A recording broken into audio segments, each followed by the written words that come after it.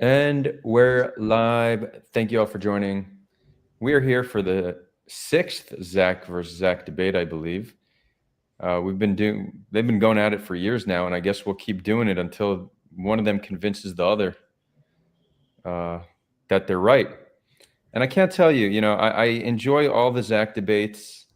And lately, I haven't been moderating enough debates. I've just been doing the debates, and I'm excited for this. It's just so much easier getting to sit back and facilitate, especially when it's two people who generally engage in good faith.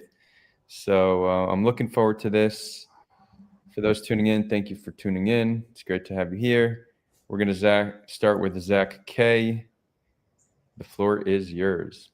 All right. Well, thanks for having me again. Thanks for coming back, Zach. I have to admit, I think I did pretty poorly in the last debate. I congratulate Foster on his victory. Let me say, it's pretty hard defending genocide. Maybe I was thinking we can switch this time, and maybe I condemn genocide and you defend genocide, and then maybe it'll be more even. But I want to congratulate you on the victory, and also on the big milestone, over 100,000 followers now on Twitter. That's pretty big. Good for you. I put you number 2 or 3 on my depth chart of most influential anti-Zionist Jews under 40, which I think you still are. I think you're 38, if I recall correctly. So congrats on that. I have you only behind, what's his name, Blumenthal and Aaron Mate, though I find you to be more interesting. And of course, thanks to Adar for having me back. I think this is the 7th one. I think we've been going since 2019. So we're like an old married couple, something like that.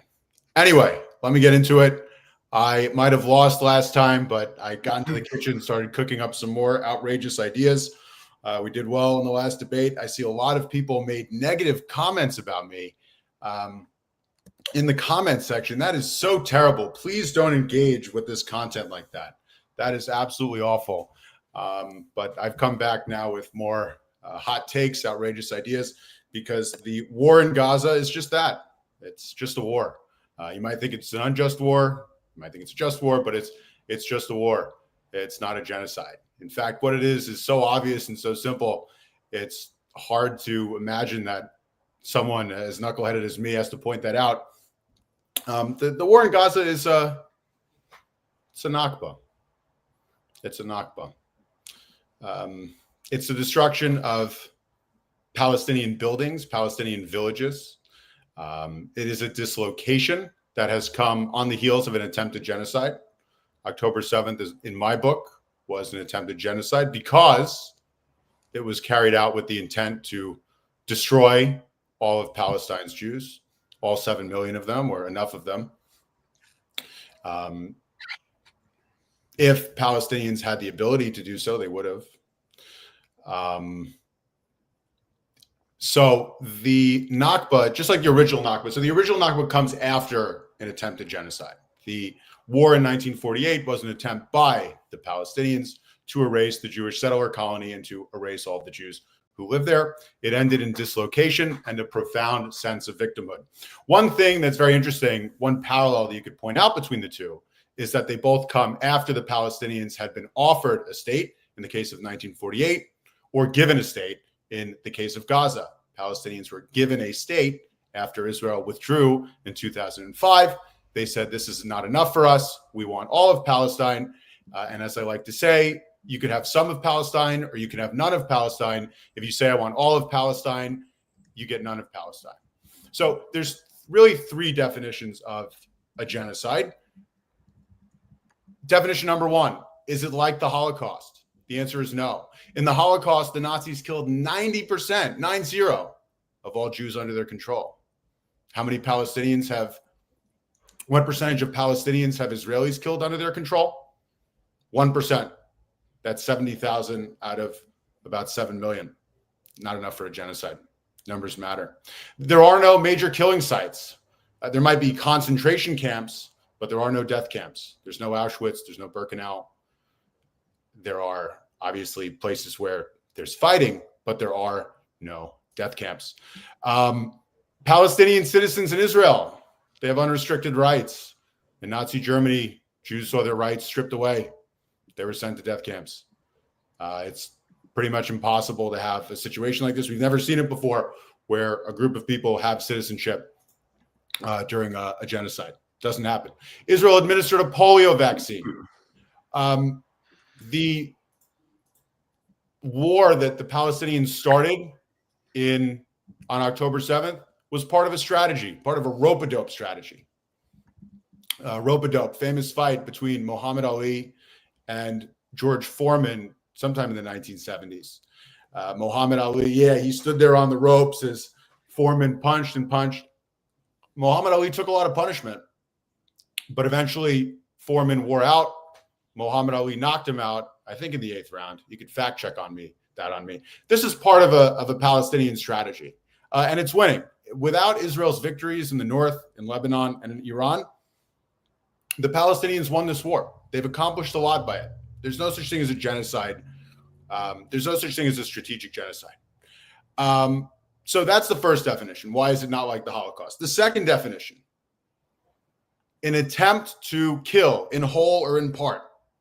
This is why I consider October 7th to be a genocide, even though Palestinians killed, 0.1%, 0.01%, 0.5%, whatever it is, of Israel's civilians. Because if the IDF hadn't stopped them, if the IDF hadn't stepped in, Palestinians would have gone and killed hundreds of thousands or millions. That's an important fact. So is there an attempt by Israel to kill all Palestinians, or at least all Palestinians in Gaza? So I asked ChatGPT. Oh, there's a stat. It's one of these jokes on me, jokes on you. Jokes on me, jokes on you. Stats, 70,000 bombs or something like that have been dropped on Gaza between October of 2023 and April of 2024. That is more than the combined tonnage dropped on Dresden, Hamburg, and London during World War II, right? That's jokes on me. It seems like Israel dropped more bombs than during World War II, and therefore Israel is committing genocide. However, the number killed clearly reflects that Israel has taken precaution in order to prevent civilian deaths. Okay, not only is it non-discriminate, but they've taken precaution to prevent civilian deaths. I asked ChatGPT, the GPT-5 thinking, which is a brilliant model. I said, run a simulation. Let's say Israel dropped these bombs randomly, not with an intent to kill, but randomly on Gaza.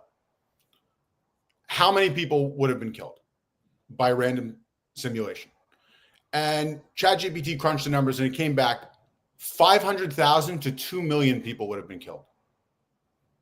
At that point in time, only something like 30,000, 40,000 have been killed. The civilian combatant ratio is 2 to 1. There's been about 60,000, 70,000 people who have been killed in Gaza total. That's Hamas's number. Hamas's numbers have generally been correct. That is against Israel's numbers, that 20,000 of those have been Hamas fighters. 2 to 1 combatant to civilian ratio. That is well within normal. If you look at a graph of the killing, right? If you look at a graph of the Holocaust, the killing starts out very low and it ramps up.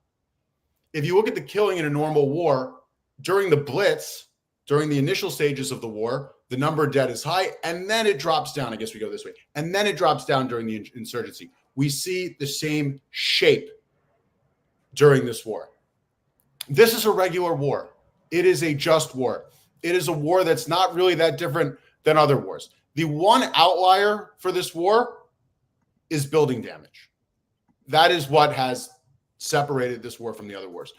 I mentioned 3 definitions of a Holocaust, of genocide. Number 1, is it like the Holocaust? It's not like the Holocaust. Not enough people have been killed. Number 2, is there an intent to kill everybody? Clearly, there's not. You can argue that Israel should take more precaution, that Israel hasn't taken enough precaution, but Israel has taken some precaution to stop civilian casualties. There's no way that you could drop 70,000 tons of bombs into an area as small as Gaza and only kill 50,000 or 60,000. I'm not really sure what the number is, but somewhere around there. Impossible. There's a third definition of genocide, which is not cited in the literature. It isn't a comparison to the Holocaust. It's something that I've noticed. This third definition. The third definition is it is a genocide when I feel like I've seen enough horrible images in order to convince myself that it's a genocide, right? A lot of people, centrist people who have started coming to Foster's side, saying this is a genocide, they haven't been using the Holocaust definition.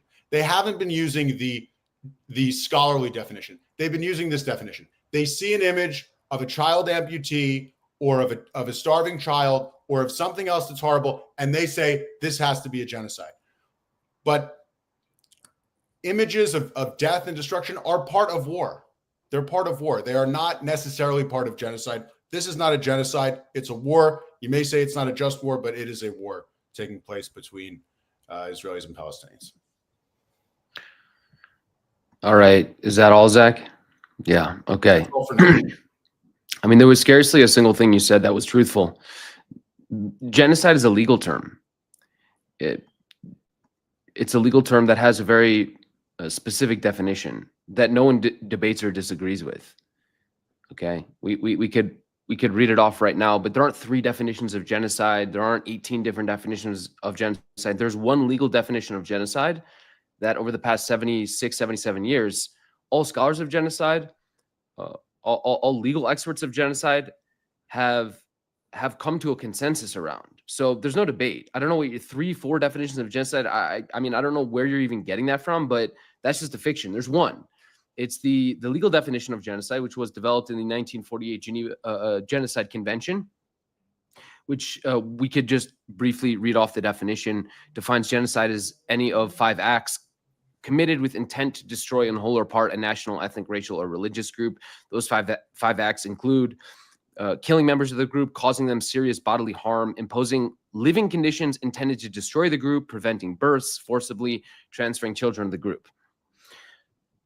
Now, the underlying problem with everything you said was that you were not trying to analyze what is happening in Gaza according to that definition. You were trying to analyze it and compare it to the Holocaust. And if you use the Holocaust as your standard for genocide, well, the Nazis were worse than everyone else. So there was only one genocide in history according to your definition, right? If you say the only thing that amounts to genocide is what the Nazis did to the Jews in World War II, well, then there are no other genocides, because that was the genocide of genocides. It was what led the international community to define genocide as a concept. So of course, that is not the definition of genocide. You don't have to, you don't have to send millions and millions of Palestinians in the case of Israel, or Rohingya in the case of Myanmar, or Tutsis in the case of Rwanda. You don't need to send millions of Tutsis, Palestinians, or Rohingya to gas chambers for it to qualify as genocide. In fact, that's actually a very rare case of genocide. The vast majority of genocides do not involve gas chambers. In fact, the vast majority of genocides, actually, many fewer people are killed than even the one that we're witnessing in Gaza. I mean, the death toll is astounding, Zach. The Lancet Journal already over a year ago. This is the most prestigious, one of, if not the most prestigious journals in all of medicine, said the number of excess deaths as of already more than a year ago would be 180,000. Is it 200,000 now? Is it 500,000 now? Who knows? The number of confirmed deaths is now over 62,000. We all know that that's a vast undercount, because it doesn't account the people who have been incinerated by the bombs. If you're incinerated by the bomb, your body's not going to show up in a hospital, so it cannot be counted in the official count. The 62,000 figure is the number of bodies that have been successfully identified by the Gaza Health Ministry. So it doesn't include all the Palestinians buried underneath the rubble. It doesn't include all the Palestinians buried in mass graves. We had a mass grave in Shifa. We had a mass grave at another hospital where hundreds of bodies were discovered all at once. We have accounts of Israeli soldiers driving over Palestinians with bulldozers. You had a Haaretz expose on an Israeli soldier who could no longer bring himself to eat meat because his bulldozer crushed over Palestinian bodies. Those bodies aren't counted in the death toll. All the excess deaths from the starvation, from the diseases, from the malnutrition, from the festering wounds, from the simple cause, a simple cough, a simple cold can evolve into a fever, which can evolve into an infection, which can kill somebody because they don't have basic medications and they're malnourished. So their bodies are susceptible to those diseases. there's no longer a debate among serious scholars, among international institutions, among NGOs and human rights organizations, Amnesty International, Human Rights Watch, Doctors Without Borders, obviously all the Palestinian NGOs, and also Israeli NGOs, B'Tselem and Physicians for Human Rights Israel. There's no debate anymore.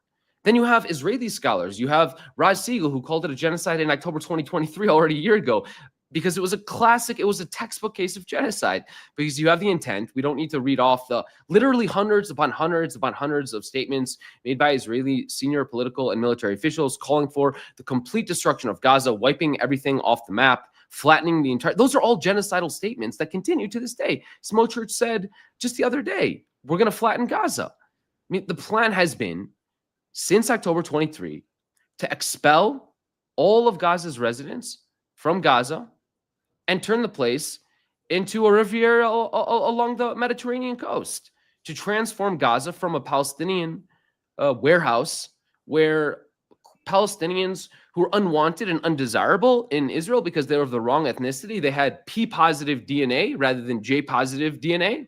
So their blood type was unfortunately the wrong blood type. So they couldn't live in Israel. So they were expelled to Gaza. That's why they were there in the first place. That's 80% of Palestinians in Gaza. And now they're being pushed out again. But you have to understand that what is happening right now in Gaza is obviously a genocide. There's no debate about that. Omar Bartov, one of the most prominent Israeli scholars of genocide, determined already in May 2024, this is 15 months ago, he said this was a genocide. Why? Because Israel stopped trying to go after Hamas in Gaza already more than a year ago. You have Israeli senior military officials in Gaza basically saying, there's no targets left. We have nothing to target. And so basically since May 2024 to the present, Israel's strategy has been to make Gaza unlivable. To be more precise, the goal in Gaza right now, Israel's strategy in Gaza is to make the place unlivable, is to impose conditions of life intended to destroy the group. How else do you explain Israel targeting every single medical facility in Gaza, every single school in Gaza, every university, every cemetery, every mosque, every apartment building? How do you explain the mass destruction of everything? Well, it's obvious. Why does Israel go into Rafah, go into Khan Yunis and destroy every single structure? Do you think Hamas is in those structures? No. They're actually sending Israeli private military, private contractors into Gaza, paying them $1,500 a structure and destroying. What does that have to do with Hamas? It has nothing to do with Hamas, because Israel has never been interested, at least if you look at the Israeli maneuvers on the ground, they're not about destroying Hamas. Israel isn't going into the tunnels. No. What they're doing is they're trying to ethnically cleanse every last Palestinian from the north. That's one strategy. That's what Israel's been doing since the general's plan in October. It actually dates before that. Last May, Israel imposed a total siege on the north of Gaza. We had 30 Palestinian children die of starvation in May 2024. People forget this. We were calling it a genocide within a genocide already more than a year ago. So there were multiple goals. One was to ethnically cleanse the north. That had nothing to do with Hamas. The second was to destroy every structure in Gaza. That had nothing to do with Hamas.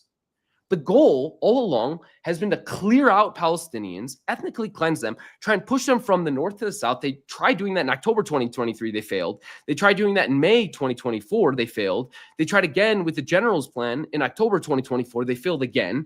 And now they're doing the exact same thing that they've tried already 4 or 5 times. But again, it has nothing to do with Hamas. It's not a war is between two militaries. This is not a war. When was the last time you saw video footage or photographic evidence of a war, of an actual battle between Hamas and Israel? Hamas pops out of a tunnel, kills one Israeli soldier, pops back in. That's like 1 incident or 2 incidents or 5 incidents a day. But what's actually happening in Gaza is 8 mass killings at 8 sites. It's starving Palestinians to death, denying them the basics of life, crowding them into tiny areas in Mawasi, in Gaza City, and in Deir al-Balah. But what is happening in Gaza? I mean, Zach, come on, calling it a war is, it would be like calling the Nazi Holocaust of the Jews during World War II a war because there was a ghetto uprising. I mean, when you're talking about the scale of the death toll. Let's go on that, because this is when you're talking about the scale of the death toll, hundreds of thousands of dead civilians. We just saw a report from 972 today, 83%. This is according to an Israeli military database. 83%, according to their own figures, are civilians. right? You're not.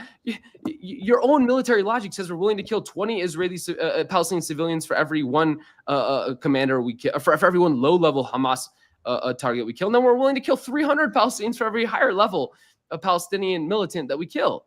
It's a scorched earth policy, Zach. Look, it definitely is a war. I mean, you say, where is there footage of Palestinians fighting? So there's a guy named John Elmer. He's a journalist with Electronic Intifada. He has a channel called Resistance Watch. Every day he's posting videos of Palestinians sniping Israeli soldiers, bombing Israeli soldiers, planting IEDs. We hear these conflicting messages, right? One message is from one message from the pro-Palestinian camp is this isn't a war because only one Israeli soldier has died every day.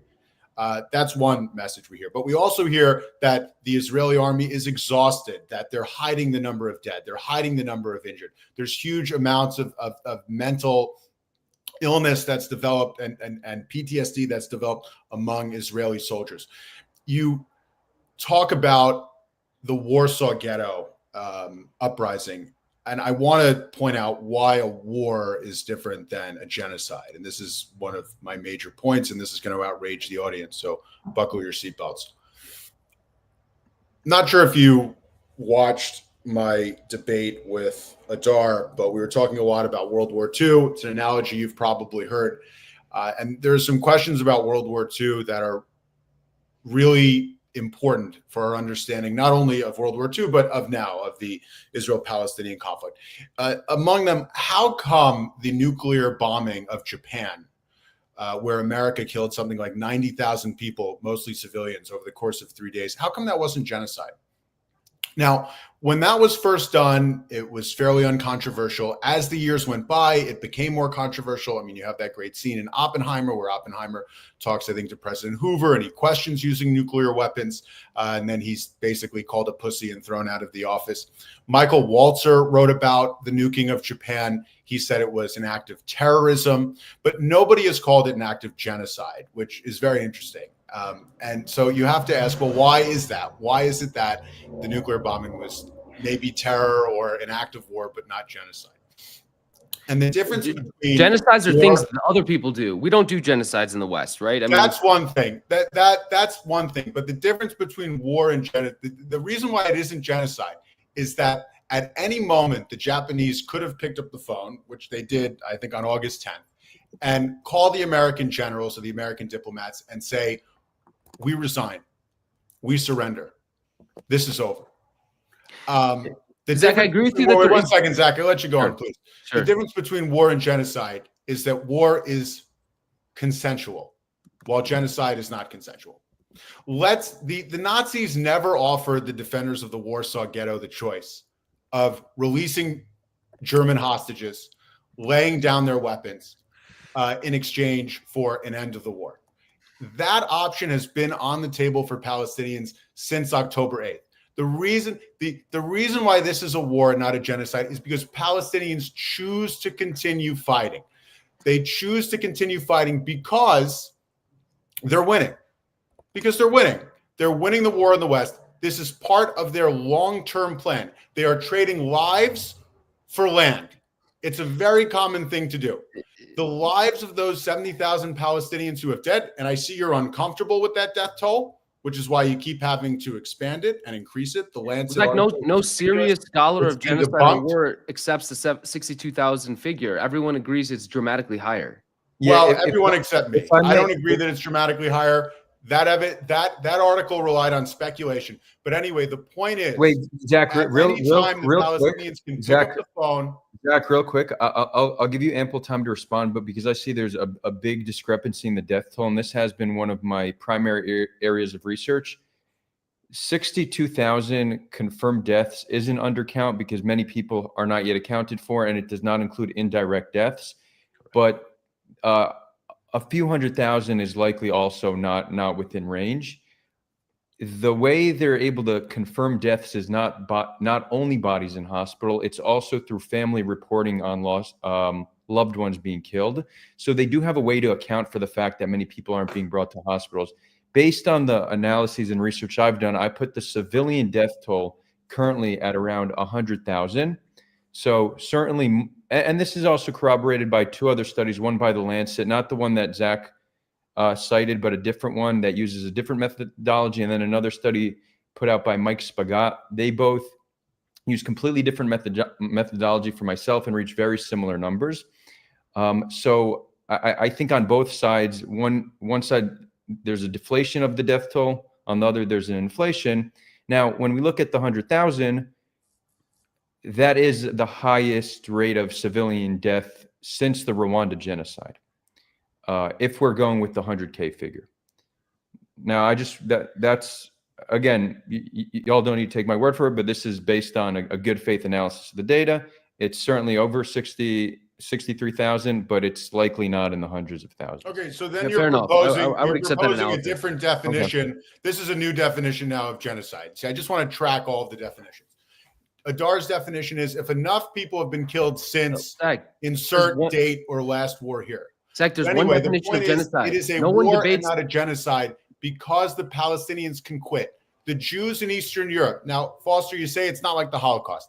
I'm on Twitter right now, and I'm searching your page, Zachary Foster, Holocaust. I mean, you write about the Holocaust. It seems like every 5 minutes you write about the Holocaust. Holocaust. Okay, let me jump in here, Zach. Let me Holocaust. respond. There's 2 things happening in Gaza right now. There is a Holocaust. It's a genocide where an entire population is being systematically slaughtered.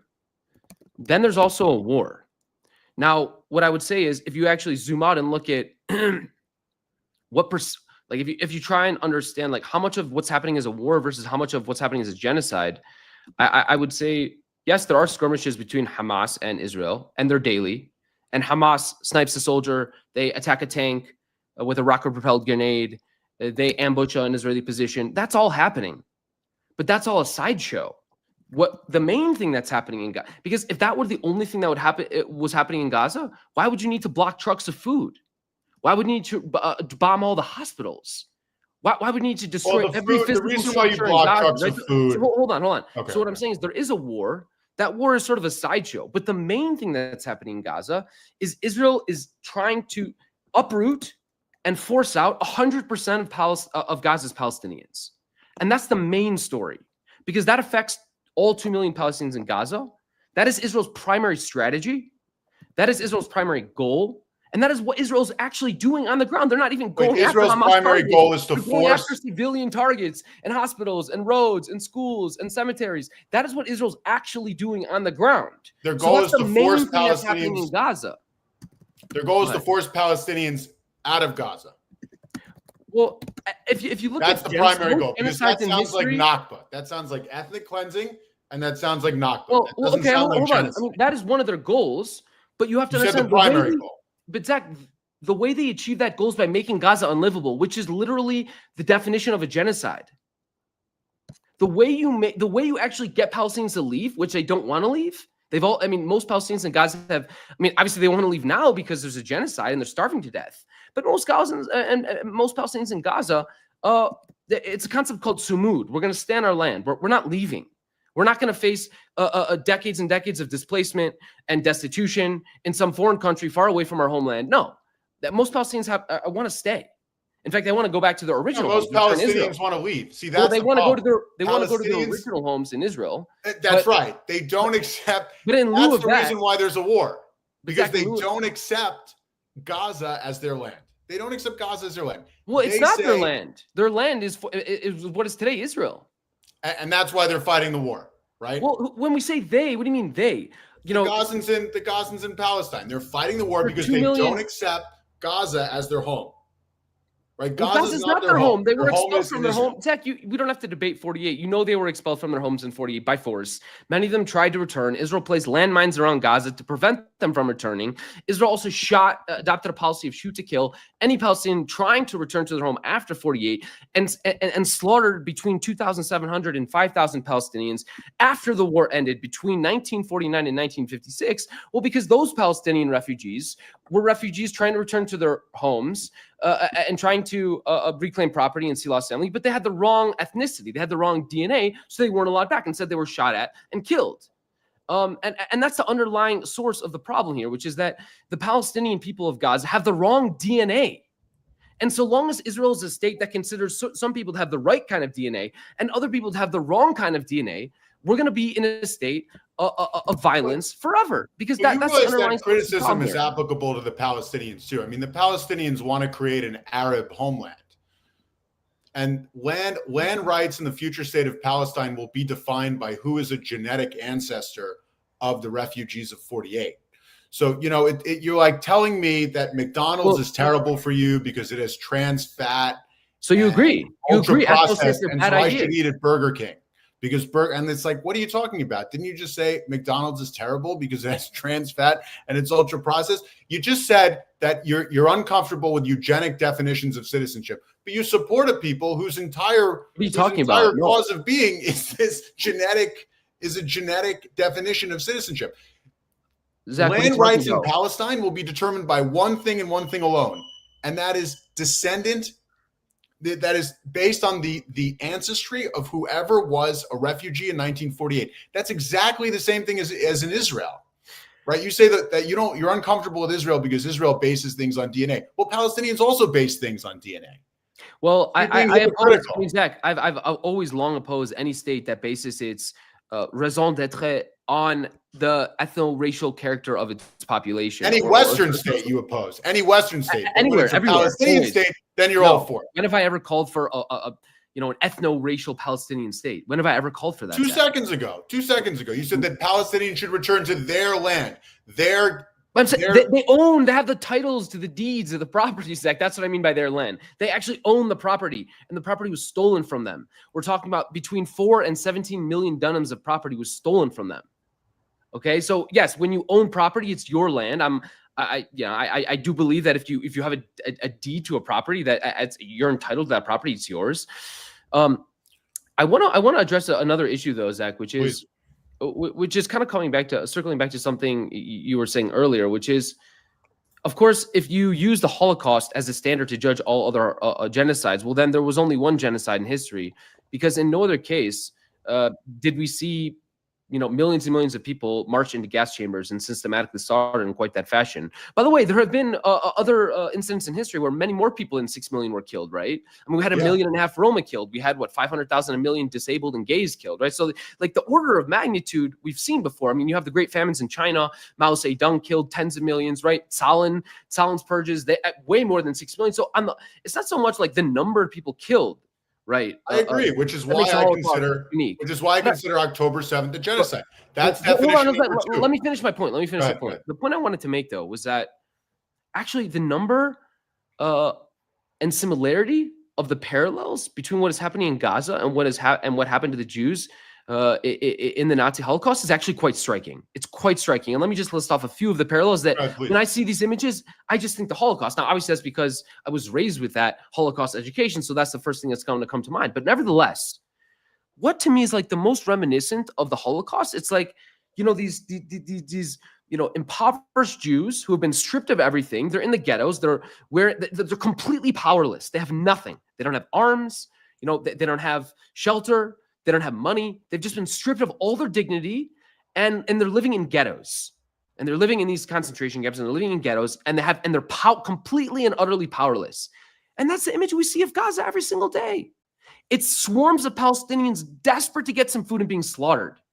So it's the all-powerful military on the one hand, and the completely and utterly powerless population on the other. Those scenes remind me of both the Holocaust right now in Gaza and the Holocaust carried on. So it's the images that remind you. The propaganda industry. See, that's definition number 3. You believe it's a genocide because the images are so horrific that only the label of genocide could explain it. That's definition number 3. Let me just draw a few other parallels here. The propaganda industry. I mean, the Nazis had a whole propaganda industry led by Joseph Goebbels that would they would let the ICRC into concentration camps and show them how well fed these Jewish babies were. I mean, it's the same thing happening now. Israel is, discrediting the images and trying to tell you there's no one starving, and they have a whole propaganda industry, and they hire Hasbaras and pay them lots of money to go on podcasts and spread lies. Where can I get some of that money? Wait, slow down. Where can I get? I'm a Hasbarist. Where can I get some of that money from? Well, you said Israel's carrying out a Nakba in Gaza, so you're not a very good Hasbarist.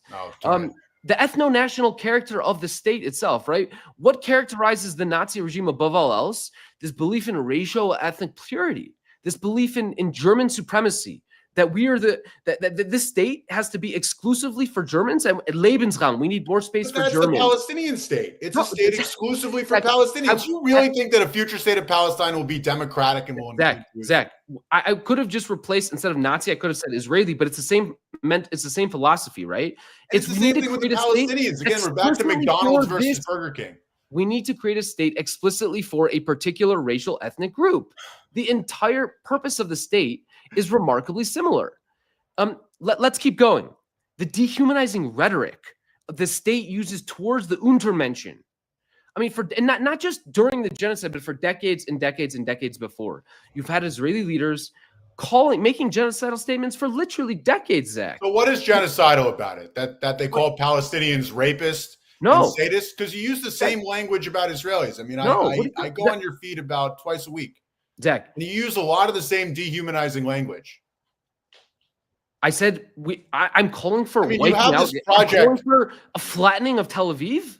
What? Yeah, I mean, you have this whole project. What I call for is dismantling of an apartheid genocidal state.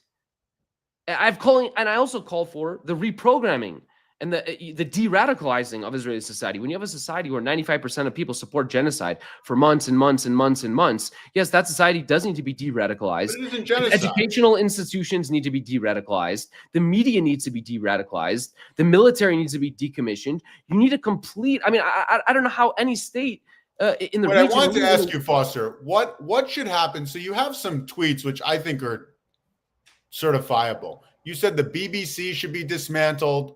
It should be tweeted against. Wait, one second. The you BBC tweeted. Wait, one second. Come on. Let me just ask. I'm asking you a question. That'll be your turn again. Yeah. Okay. You said the BBC should be dismantled. You were talking that certain representatives in the American government should be jailed. They should be. So wait. How far? So post-war, I really want to ask this question. Post-war, let's say you're elected president. Who are you putting in jail? Are you going to put Alan Dershowitz in jail? Are you going to put Ben Shapiro in jail? Are you going to? What happens to heads of synagogues, rabbis who either were supportive of the war or who didn't call it out for being a genocide in October of 23? What are you doing with the mainstream Jewish institutions and their figures? What would you do if you were president? Well, the first thing we need to do is apply U.S. laws. So the Leahy law says that any government that is carrying out human rights violations cannot be a recipient of U.S. military aid. So everyone who was involved in violating the Leahy law needs to be arrested. So that's pretty much the entire. You're going to arrest the entire American government? We're I mean, we have to issue. I mean, you have to go through the courts. I'm not calling for a violation of the separation of powers here. No, but we have courts and we have law enforcement officers and district attorneys and general's attorneys that do this work, right? So I'm not. But then what about Jewish synagogues? Let's say synagogues who. To prosecute people who've been violating U.S. law for not years, but decades. So yes, of course, those people need to be brought to justice. Now, I don't know what the statute of limitations are on these laws, but certainly genocide is a crime that has no statute of limitations. So we would use universal jurisdiction in the United States to arrest people because the United States is a party to the Genocide Convention. So we would need to arrest anyone who's in violation of the Genocide Convention, which is a failure. Well, we need to go through the courts. So I'm saying the DA can decide what the ultimate, punishment would be, or what we would do. Would we issue arrest warrants? Would we prosecute? What would be? No, but come on, answer my question. What happens to synagogues? What happens to the rabbis? Do you withdraw their funding? I mean, they supported genocide. Well, in the case of people who are just supporting a genocide, who have no political, you see the key difference here. I'm talking about people with political power who can actually do something about the situation. Those people, you carry out criminal prosecution. Now, as for the case with, a rabbi who says flatten Gaza, well, that's genocidal rhetoric, and the Genocide Convention does include not just carrying out genocide, but also incitement to genocide. Now, the question then would be... anybody with a tweet that you consider to be genocidal, you're going to arrest? You're talking about... Hold on, Zach. You would need to go through the courts. In this case, we're talking the ICC. because the ICC is the criminal court that is prosecuting people for violations of international law at the individual level. And that's what they did in Rwanda. Radio Rwanda was prosecuted by the ICC. And I'm not defending that prosecution case, but I'm just saying that there is legal precedent for prosecuting people for the crime of incitement to genocide. But it's a difference between the people who are directly or indirectly involved in the government that's committing the genocide versus commentators you just who go live down in a the different list. country, hold no political power, have no official position. You go down the list of people and how impactful and influential their statements are and how genocidal their statements are, right? So you start with the most genocidal, right? The people who have incited to genocide the most, right? You just start at the top of the list and you go down and you push the ICC. You present to the ICC the evidence, and you ask the ICC to issue arrest warrants for these individuals on the crime of incitement to genocide on the 1948. You're going to arrest rabbis in America. Well, if you have a rabbi that has, I don't know, millions of followers, is very influential, is repeatedly calling for, repeatedly inciting to genocide in Gaza, yeah, there should be an arrest warrant issued for them. Okay. So here, can I make a point? Is there a point you want to make? I feel like I'll go for it. Okay. So this is why I don't really buy that it's genocide. Here's what I don't like. So I presented the evidence during the war. You guys were using a lot of Holocaust rhetoric even before October 7th. So Gaza, well before October 7th, was referred to as a concentration camp, right? We were told that Gazans were dying, and that Gaza was fading away. And bizarrely enough, one of their main points of contention for this was the fact, get this, that the birth rate in Gaza was so high, right? The fact that 50% or 55% of Gazans were children has always been pointed to by Palestinians as evidence that Israel is committing genocide. What? Yeah, that's what I'm saying. It's crazy. Dang. So before, wait, this is guy, I let you speak. Okay. So you guys were using language like Gazans are disappearing. Gaza is a concentration camp. You were already accusing Israel of genocide before October 7th. That's point number one. Point number two, the charge was way too early. I mean, you mentioned Raz Siegel. He publishes an article on October 13th, a textbook case of genocide, well before any sort of genocide really could have taken place. And this article is a mess. I mean, he starts off by saying Israel ordered the besieged population in the northern half of the Gaza Strip to evacuate to the south. I mean, that just isn't genocide. Over the past week, Israel's violence has killed more than 1,800 Palestinians. Okay, that isn't genocide. Israel's campaign to displace Gazans. That could be Nakba. It could be ethnic cleansing. It's not genocide.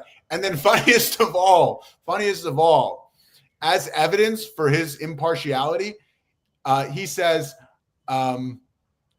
where is it? Basically, that his entire life he's been writing against Israel. He's written against Jewish supremacy and against the occupation, against the misuse, the distortion of the Holocaust. What else did he say here? I mean, this was real. Oh, he named as evidence that Israel was committing genocide the fact that its leaders called October 7th an act of sheer evil. Zach, I mean, that's just not convincing. I'm just color me unconvincing. And one more point. So that's point number one. You were using the language of genocide before. Point number two, you were using it way too early with examples that are objectively not genocide, that really don't prove your point. And number three, there is a sense of Holocaust envy among the Palestinians. Part of what makes the Palestinian project anti-Semitic by its nature is its need to replace Jews, its need to carve out a space away from Jews. What? Palestinian anti-Semitism is very similar to Christian anti-Semitism. You're describing Zionism. Wait, come on. Let me make my point. I'll let you make your point. Let me make my point. Okay? Go for it, Zach. Yeah. So they need to carve out a space that's their own. They're very conscious that not only were they defined in opposition to Zionism, but Palestinians were created by the Jews. They were created by Zionism. Very similar to Christians, right? Christians define themselves as the new Israel, and were constantly anxious to prove that they had inherited the covenant from the old Jews. They were the new Jews, the Christians. The Jews were the old Jews. It's the same thing for the Palestinians. The Palestinians are anxious to show things like they're the true natives of the land of Israel. which of course is ridiculous. I mean, they're natives now, Oh my but God. the Jews were natives there. There is a history that is denied by the Palestinians. Zach, And the Palestinians have always seen the Holocaust as a source of power for the Jews. There's always been this kind of Holocaust envy. Zach, when you spew off this many lies, I can't let it go. The Zionist movement's goal was precisely what you just described as the Palestinians' goal. The Zionist movement's goal is to carve out, actually, I mean, that's a great word to use, was to carve out land inside Israel, Palestine, by buying it up, by expelling Palestinians, by imposing such harsh rule on them that they leave on their own. But that has been the goal of Israel since the Zionist movement first took off in the late 19th century. It's to create Zionist enclaves where there are no Palestinians, to create Jewish-only spaces. That was the entire point of Zionism: Jewish labor, Jewish prosperity, Jewish development, Jewish state. Zach, you were, as you were talking about Palestinians, you were actually describing the entire essence of the Zionist idea. But here's the irony, Zach. There's a large and growing Muslim Palestinian population in Israel, whereas there is no Jewish population inside Palestine or inside any other state. I mean, with that stat alone, you should know who's right and who's wrong. Zach, you're switching the topic of conversation from settler colonialism, ethnic cleansing, forced transfer, and average number sexual contraceptive use, cultural norms, conservative society, like personal preferences around how many children to have. I mean, you do realize you literally just completely changed the topic. Well, how many children do Jewish Palestinians have?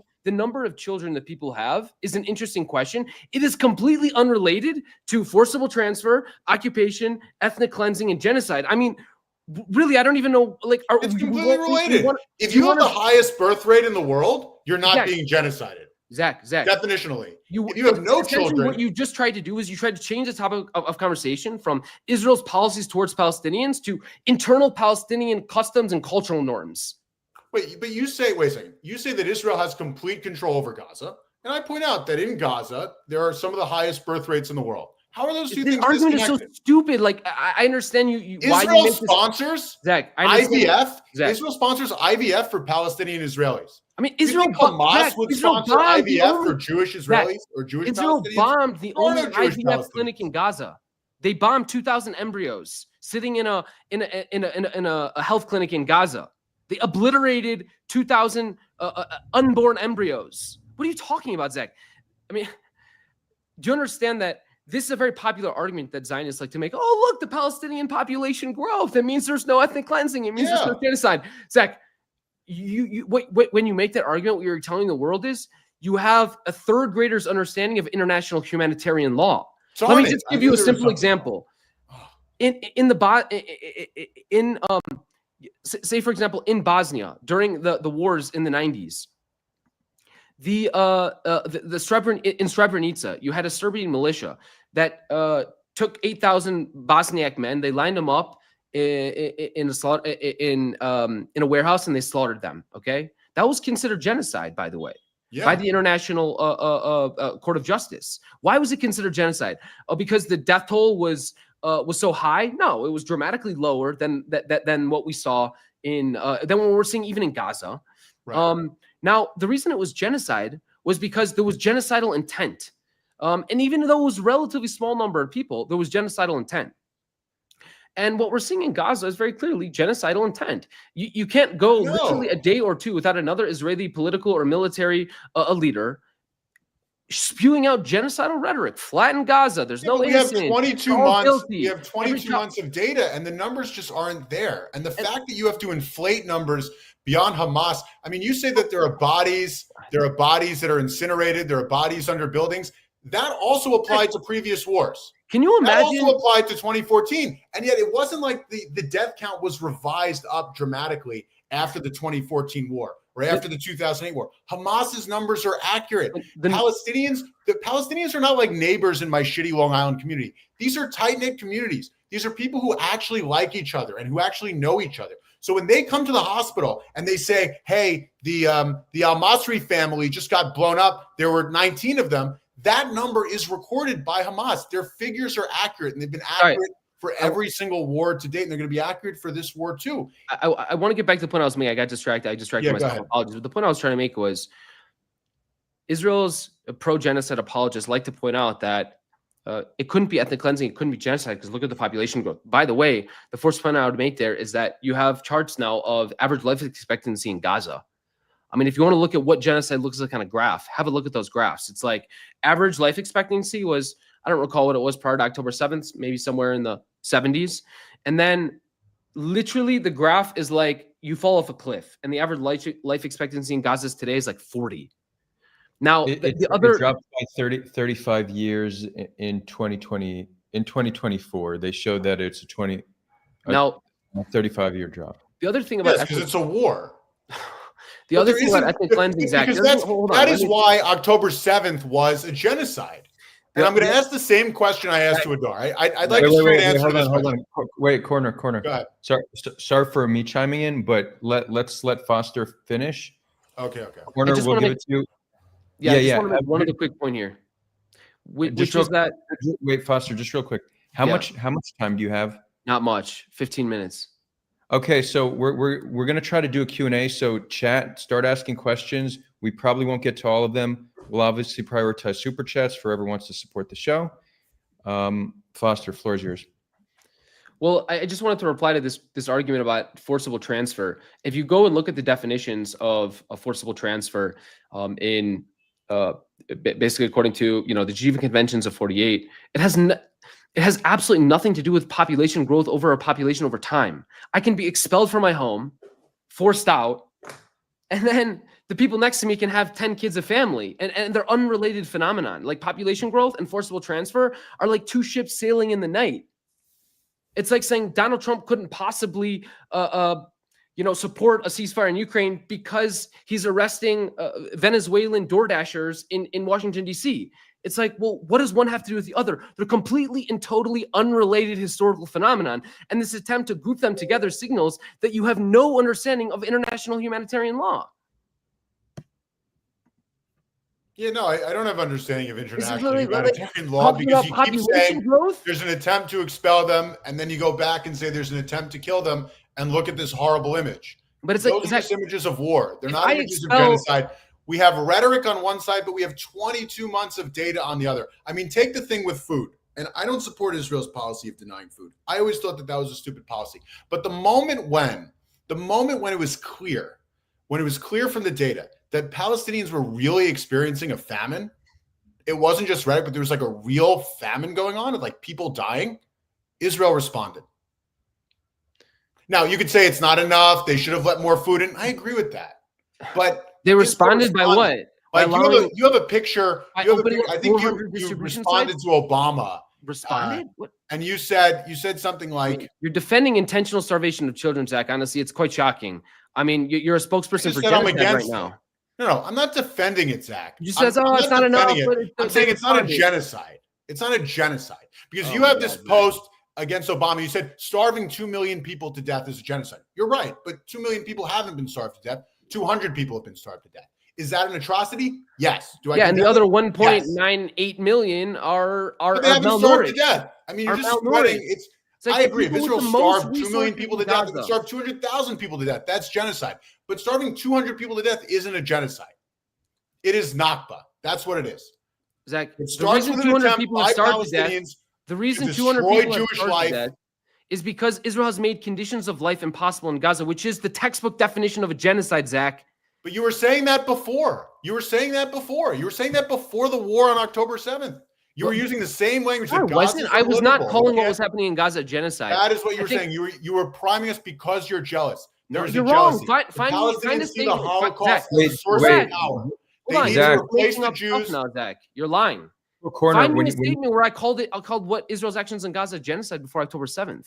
Now, you were implicitly, when you say it's like a concentration camp and you say it's unlivable, you're calling it a genocide. We can have a debate when one side of the debate makes up facts, Zach. But concentration camp is language that's associated with the Holocaust. Zach, real quick. When you say you were calling it a genocide, were you talking about Foster specifically, or you're just saying the pro-Palestine side used that rhetoric prior to October 7th? the pro-Palestinian side used that rhetoric. I assume if I were to dig deeper on Foster, I would find something the closest to the tune of concentration camp. This was boilerplate. This was pro-Palestinian boilerplate, calling it concentration camp, saying that things were unlivable. You were already priming us for genocide. You called it a genocide 6 days into the war. 6 days into the war. And nothing that you've said, if only people has listen to been us, evidenced. if only people listened to us, maybe we could have avoided the genocide. The reason that the Genocide Convention of 1948 was written was also because the whole point was to prevent genocides. It was the crime and the prevention of genocide.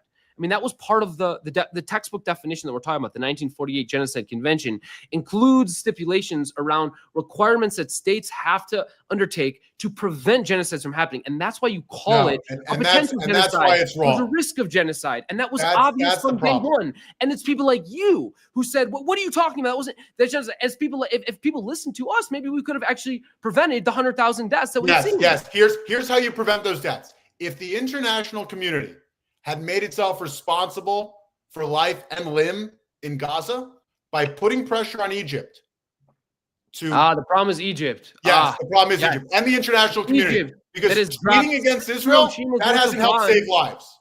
You know what would have saved life if Palestinians had left? It's remarkable to me how critical so many Zionists are of Egypt when they have no criticism of their own government. It's almost as if they imagine it's Egypt the one dropping the bombs. I have criticism. Egypt the one starving them to death. I have called what Israel's done. I think there are atrocities, whether it's the shooting of Palestinian children, bombing them, the starvation, atrocities. But here's my point. Both sides commit atrocities. And that's why I keep bringing back the World War II analogy. 1 second. World War II, the Axis killed kids, the Allies killed kids. Civil War, the North killed kids, the South killed kids. Here, Palestinians killed kids, right? Israel killed kids. You have to choose which child killers you support. Exactly. I pick Jewish child killers. You pick Palestinian. If only we had more both sides rhetoric. If only there were more people saying, there's evil on both sides, then the occupation and the apartheid and the ethnic cleansing and the mass aid killings and the intentional starvation would all come to an end. If only we had more both sides rhetoric, then 100 Palestinians would stop dying every day. You helped contribute to this. Great point, you helped contribute to this. You helped incentivize it. You egged the Palestinians on. You were somebody, I don't know if it was you, but your camp, who said that things were so terrible in Gaza before October 7th that October 7th needed to happen. That's what Mahmoud Khalil said. Objectively, now that we're 2 years into the war, that is false. Gaza would have been much better off had October 7th never happened. It's like my friend. I once had this friend. Gaza would have been much better off. Gaza would have also been much better off if in 1988, when Hamas officials went to Tel Aviv to negotiate a two-state solution, Israel would have said yes. We could play a million. Israel said yes by giving them Gaza. We could play a million hypotheticals. You just told me about 40 minutes ago that Gazans aren't from Gaza. That's the problem. You think that they have a right to attack Israel until Israeli Jews pack their bags and leave. You can't accuse that's me. What you think. That's what you're justifying. Cite a tweet of mine where I say Hamas has a right to attack Israel. When have I ever said that? You just make it up all the time, Zach. Look, you and your side have me and my side. If you want to debate me, you have to debate me. You can't debate my side because I have my own beliefs. So you condemn. So October 7th was an atrocity. October 7th was an atrocity. Of course it was. Hundreds so your of side commits atrocities. Wait. Your side commits atrocities. What? Stop calling it my side, Zach. Bro, you say it says Palestine Nexus under your bio. It's your side. You just admitted that your side commits atrocities. I just admitted that my side commits atrocities. Exactly. So the reason why 100 Israelis commit atrocities is not the mic drop. The reason why 10 Palestinian children in Gaza are being starved to death every day, and the reason why 100 people are being slaughtered in Gaza every day, is because there isn't enough both sides rhetoric. We need more people saying Hamas and Israel both commit atrocities. If only more people said that, Palestinian children in Gaza would stop starving to death. No. If only the international community said that responsibility falls on everybody. Responsibility falls on everybody to protect Palestinian life. We could have incentivized Egypt through military weapons and through a water program to allow in hundreds of thousands, if not more, Palestinians. Those lives would have been saved. Look, Israel fought a war against Hezbollah. The combatant to civilian ratio in that war was 20-1. For every one civilian killed, 20 Hamas fighters were killed. What's the difference? Israel is just as satanic. It's just as diabolical. It's just as evil. The difference is geographic. Those Lebanese in their southern villages were able to go north. They were able to go to Syria. Palestinians are trapped in sort of by an accident of geography. They're not going into Israel. It's not an accident of geography, though. It is. The fact that Gaza, it's not an accident. It's an accident of geography. No, it's a very it was very intentional. An accident implies it happened out of someone's control. No. The reason they're crowded into Gaza, the reason they're pushed off to the furthest flank of Palestine was very, very calculated and very intentional. Right? The idea is to push Palestinians out of Palestine, out of Israel. The way you do that is by pushing them to the edges. That's why they were expelled to the southwestern corner. Well, I mean, Gaza is a territory. And that's why they're crowded there. And look at all the videos. Look at all the videos made by Palestinians about how beautiful Gaza was, the markets, the beaches. I don't could even have know had where all you're of going that. with this. It could have been a big, beautiful place. Adar, do you want to take a few questions from the audience before we have to drop? Yeah, sure. And then we'll give you both final statements. So Isaac Kedem is asking, how do you both think this will end? Go ahead, Zach.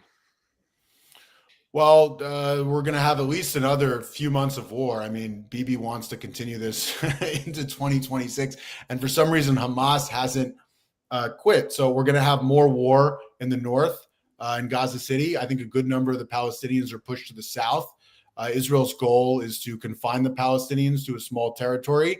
It depends who wins the next elections. I can see the north of Gaza being resettled. Whatever happens, there's going to be a much larger buffer zone in the aftermath of the war. But I predict at least another 6 months to a year of war before Hamas finally throws in the towel. But Israel is not able to end the war right now. Hamas needs to agree to release all of Israel's hostages. Until then, Israel literally cannot end the war. The main problem with the coverage of the Gaza Hamas war is that there hasn't been enough focus on the hostages. I think that is probably what I would say the main reason why we haven't reached a ceasefire deal up until now. Look, what we're witnessing is what we will witness in the coming weeks and coming months and coming years is the continuation of what we've been witnessing for the past 22 months. It will be more forcible transfers. Israel is currently trying to build. They're not trying to. They are currently constructing what can only be described as a concentration camp. And when I use that term, I'm using terms of Israeli military officials, Zach. They talk about concentrating Palestinians into a camp. That's Israeli. But that's not the phrase. Wait, Zach. Sorry. And then and they're turning what was until now secure distribution site 1, which is by far the largest of the 4, which is in Rafah. They're converting that as we speak. There are Israeli bulldozers on the ground converting it from an aid distribution site into what Israel calls a humanitarian transit zone. I mean, the language is just absolutely insane. It's a concentration camp, Zach. Here's why it's a concentration camp. They're concentrating 600,000 Palestinians into a small area where they won't be allowed to leave, save for deportation out of Gaza. That is quite literally a concentration camp, Zach. No, it's not. A concentration camp is a place where people are killed by starvation or shooting or gas. Oh my God. It is a phrase that is associated with the Holocaust. You're being clever. It's like selling life insurance and saying you're in finance. Okay? But we're leaving aside the verbiage. Let me get back to the question. We all know that selling life insurance has nothing to do with finance. Let me get a humanitarian camp. Very humanitarian. Yeah, yes. Great word. Just like the Gaza Humanitarian Foundation, so-called humanitarian aid sites where every day 10, 20, 50, 100 Palestinians are slaughtered to death seeking food. Right. Very humanitarian. Classic humanitarian operation. You slaughter the people you're delivering humanitarian aid to. Classic humanitarian, Zach. But let's go back to the question, which was what will happen? So Israel's pushing Palestinians south. Right now, they're invading Gaza City. Then they'll invade Adar, then they'll invade Mawasi, and the 12% of the Gaza Strip right now that is home to 2 million Palestinians or so. But then it'll be 11%, and then it'll be 10, and then it'll be 9, and then it'll be 8, and then Israel will push more Palestinians into secure distribution site 1. Known as a humanitarian transit corridor, and then they'll do their best, and then they'll wait there. They'll wait for their final deportation orders. Every day, another 10, 20 Palestinians will starve to death because there won't be enough food, because Israel's intentionally preventing food and medicine and water from reaching Palestinians so that conditions are so bad that they leave. And then if they can convince South Sudan or Eritrea or Somalia or Libya or one of these failed states that is desperate for U.S. loans, then maybe they can convince some small trickle of Palestinians to leave. But there's no way they're going to convince any more than a ceremonial number of Palestinians to leave. And what we will witness over the course of the next 1, 2, 3, 4 years will be continued kind of a slow motion genocide. Just another 50, 100 Palestinians dying every day for the foreseeable future. Wait, Simiki asks, why do Zionists always sound stupid? Because we're inbred is the answer to that. My parents are actually second cousins. More death and destruction. But from and meanwhile, Israel will continue to face more sanctions. It will BDS will grow. It will face more boycotts. But we have no choice. Israeli travelers will continue to be harassed and bullied and intimidated wherever they go because the entire world is sick and fed up with this genocidal country imposing an apartheid regime, slaughtering Palestinians every day. People are sick and fed up with it. And the Israel we knew before 2023, or at least that most people in the world knew, is gone. Israel's never going back to what it was. Genocide is a crime that has no statute of limitations. Every day, every week, every month, we're going to get another a company that divests from Israel. We'll get another country that sanctions some number of Israeli officials. It's just going to get worse and worse for Israel. And then obviously we'll get worse and worse for the Palestinians. It's going to get worse and worse for the world. I mean, we're going to have a world going into the 2030s that is dying, a world that is hot, rising authoritarianism, out of control AI, and now anti-Semitism at a 100-year peak. Yes. Don't think we're going to survive this. You know why? We're going to survive it. The main problem in the U.S. right now is not enough people talk about how anti-Semitic the Democratic Party is. I mean, look who they elected as their speaker, Mr. Charles Schumer. What's his name? What about the Republican speaker? My God. There's not enough Jews in the Republican Party either. Maybe the anti-Semitism is happening in the private sector. Maybe it's at the financial institutions, the banks. Maybe it's the tech companies. All of the worst people in the world. Jews in VC, Zach. Jews are discriminated against in their attempt to move to enter the venture capitalist community. Maybe it's not. Maybe it's just the business world more generally. Oh wait, no. Maybe it's the academic world. Not enough academic Jews around, are there? Where is it that Jews face systematic discrimination in American life, Zach? Where? All of the worst people in the world now support the Palestinians. All of the biggest anti-Semites. But where's their anti-Semitism in the U.S.? Daryl Cooper, level. Nick Fuentes, Candace Owens. I can list off 100 people who don't like Jews. I could list off 100 people who don't like Muslims. And they all love the Palestinians because who don't like gays. There's a lot of bigoted people. But when we talk about anti-Semitism, what we used to mean was systematic discrimination. A Jewish lawyer could not get a job at a law firm because he was a Jew. You just said he wanted to arrest anti-Semitism. That's what Palestinians face in Israel, by the way. They can't get a job because they're Palestinian. But by that definition, by the definition of anti-Palestinian racism in Israel, there is no such thing as anti-Semitism in the U.S. because they don't face systematic discrimination at any level, in any industry, not in getting into college, not... You said you want to arrest rabbis for tweeting. You would arrest me for saying what I said. No, I want to arrest people who are inciting to genocide, Zach. Oh, I'm sorry. Sorry. Incitement to genocide. So you're going to arrest and then defund every Jewish institution, essentially? The ADL, Jewish institutions, Chabad, they can't Hillel, because they all support genocide, and then you want to say there's no anti-Semitism? All right, that's how it's going to go. That's what guys, you want. we're gonna go into your words. If you all see something in comments that you want to respond to, APAC not paying enough for I can do 5 more minutes though, or 5 or 10 more minutes, and then I really do have to bounce. Oh, the old 5 more minutes trick. I see where it goes. Guys, I see where you're going at this over an hour already. That's one of the oldest anti-Semitic tropes. The 5 more minutes. Danny Eshit is a question for Zach Foster. What, in your opinion, is the way to end Zionism? Well, I think, first of all, we need to strengthen the voices within Israel and Palestine calling for equal rights for all. There are not many of them, but there's an organization called Mesarvim, and they refuse service in the Israeli army. We need to champion their efforts. Imagine if not 2 or 3 Israeli youth were refusing to serve, but 200 or 300. Or imagine if it was 2,000 or 3,000. Imagine a protest in Rabin Square with 2,000 Israeli youth saying we will not serve in a genocidal army. Imposing apartheid rule on millions of Palestinians. I mean, that would have a dramatic effect on Israeli society. So I think we need to support efforts within the country. I think we need to also apply military pressure from without. We need to impose sanctions on every single sitting member of the Israeli of the current coalition. So we're talking, what's that, 60, 64, 65 Israeli parliamentarians need to be sanctioned. All their assets need to be frozen. You need to, the ICC needs to issue arrest warrants, not for 2 Israeli officials, but for probably more like 20 or 30. You need to have nonprofits, churches, synagogues, mosques, civil rights society needs to stop partnering with Israeli universities. Every university in the United States needs to divest from companies profiting off genocide. There's a whole slew of things. There's not one thing, but we need to act at the grassroots level. We need to act at the civil society level. We need to act at the governmental level. We need to act. We need to support movements within the country who are helping change the nature of the society. There's many things we can do. And just to put on the record, the solution you're looking for is one secular democratic state for all people living on the land?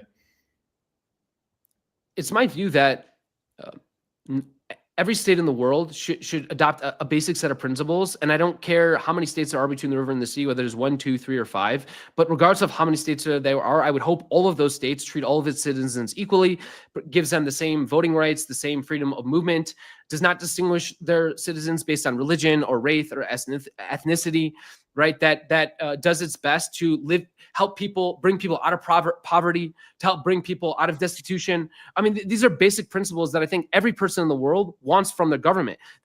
Equality before the law, right? I mean, this is sort of, I think, if you really boil down to what a state should do, it should ensure that every single one of its citizens, everyone who's living under its rule, is treated equally before the law, and that those laws themselves are written without regard for race or ethnicity or religion, right? That the laws themselves are written to ensure equal treatment for all of the citizens of the state. And you have 60 some laws in Israel, which are very explicitly written for the purpose of taking Palestinian property away, denying them any kind of rights at all, national rights at all, making it difficult for them to move into certain cities. 900 cities in Israel, Palestinians can't even move to because they have the wrong DNA. So, I mean, you need to change this. And again, I don't care if there's 1 state, 2 states, or 3 states, but all of those states would need to abide, in my view, by those same basic principles of, again, like I said, equality before law being number 1. Foster, how many times do I have to tell you? The joint is not a microphone, okay? 1 equal state for everybody.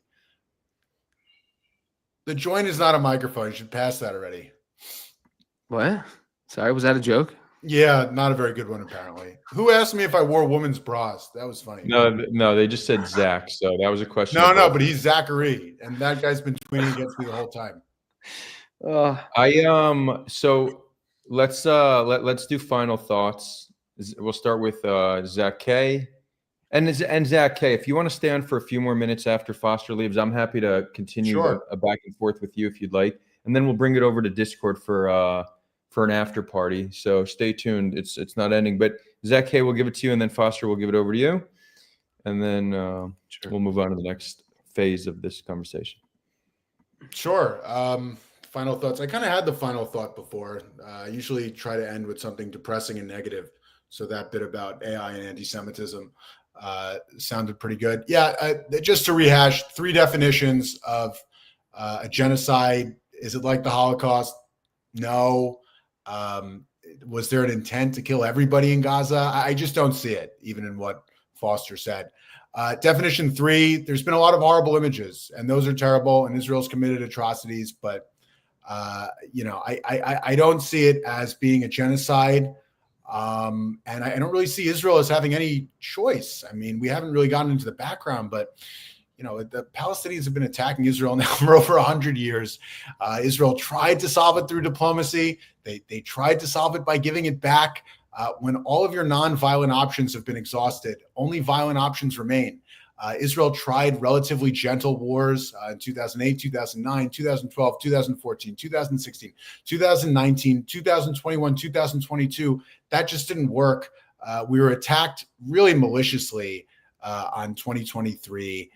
It's impossible for anybody in Israel to see that as a genocide. They're just going to see that as a continuation of anti-Semitism that reaches back to the times of the Egyptians and certainly goes through 1,300 or 1,400 years now of Muslim anti-Semitism. So I'm not really hopeful. I'm not really hopeful for things going forward. Thanks again for inviting me. It was great seeing Zachary Foster. Somebody said that you could see us being friends. We did hang out. in Tel Aviv a few years ago. Maybe again. All those Muslim anti-Semites in Andalusia. Yeah, I mean, it was actually anti-Semitism was famous for its Muslim origins. I don't know if you knew that, Zach. You know, it was actually developed in 19th century Morocco. Look, 1,300 years, Muslim societies have never shared. They haven't shared with Jews. They haven't shared with Kurds. They haven't shared with Yazidis. They're violent towards women. They're violent towards gay people. Oh my God. And they want to establish an ethno-state. They want to establish, the Palestinians want to establish Jack, an you're discrediting yourself. Stop. An indigenous ethno-state built on Muslim supremacy. You don't want to see that. You want to say McDonald's is bad because it has trans fat, but Burger King is good. You have the right to your own fantasy. Look, I think just to make a few final remarks here, the first point I would make is that the Zionist apologists want to convince you that it's not genocide based on a definition of genocide they made up. What they will tell you is, oh, Israel is not trying to kill every single person in Gaza. And anything short of that means it's not genocide. But that's not the definition of genocide. The definition of genocide is obviously the intent to destroy the group, which is very obvious. But then its intent to destroy the group as such, as a group. It's trying to destroy the idea of a Palestinian people in Gaza. And that's exactly what it's doing, right? Meaning as a group, right? As a group, can a Palestinian society, can Palestinian life, can it exist in Gaza anymore? Well, Israel's clearly trying to destroy that possibility. And anyone who denies that is living in a bubble and is just lying to themselves. So that's the number one point I would make there. And then ultimately, just the final point I would make here is that the underlying problem in Israel and Palestine is the ideology of the state of Israel, which places some human life above others. And if we can solve for that, if we can fix an underlying ideology, let's call it Zionism, which says that the point of this state is to serve Jews, is to protect Jews, is to defend Jews, is to guarantee Jewish prosperity and expand the Lebensraum for Jews. If we can just solve for that problem, then I think everything else follows. The apartheid regime will fall, the discriminatory laws against Palestinians within Israel will fall, and also the genocide would end. So I think ultimately what I would encourage everyone out there to do is to help people understand the toxicity, the racial supremacy embedded in the ideology of the state itself. And if we can focus on that and help people understand how toxic that is, I think that is the first stepping stone to bringing about a much better world for everyone, for all Jews and for all Palestinians between the river and the sea. Thank you very much for your time. Have a nice day, everyone. Adar, Zach, it was really a pleasure to debate you again. I love you guys so much. Take care. Thank you, Zach. Until next time. See you in 2026. And for those who want to get in touch with Zach, I put his information in the description so you could reach out to him. All right, Korner, we could do a few more minutes and then we'll bring it over to Discord. So I wanted to share one thing that I think your argument is not going to be compelling to most people. And many other in the pro-Israel camp do this. The Jewish frame of reference for genocide is the Holocaust. So when we hear genocide, we think Holocaust. And also when you hear concentration camp, you think Auschwitz, right? So throughout this debate, you were defining these terms based on your point of reference, not how they're actually defined. So you're essentially saying people need to adopt my definition of these terms because this is what I associate with them.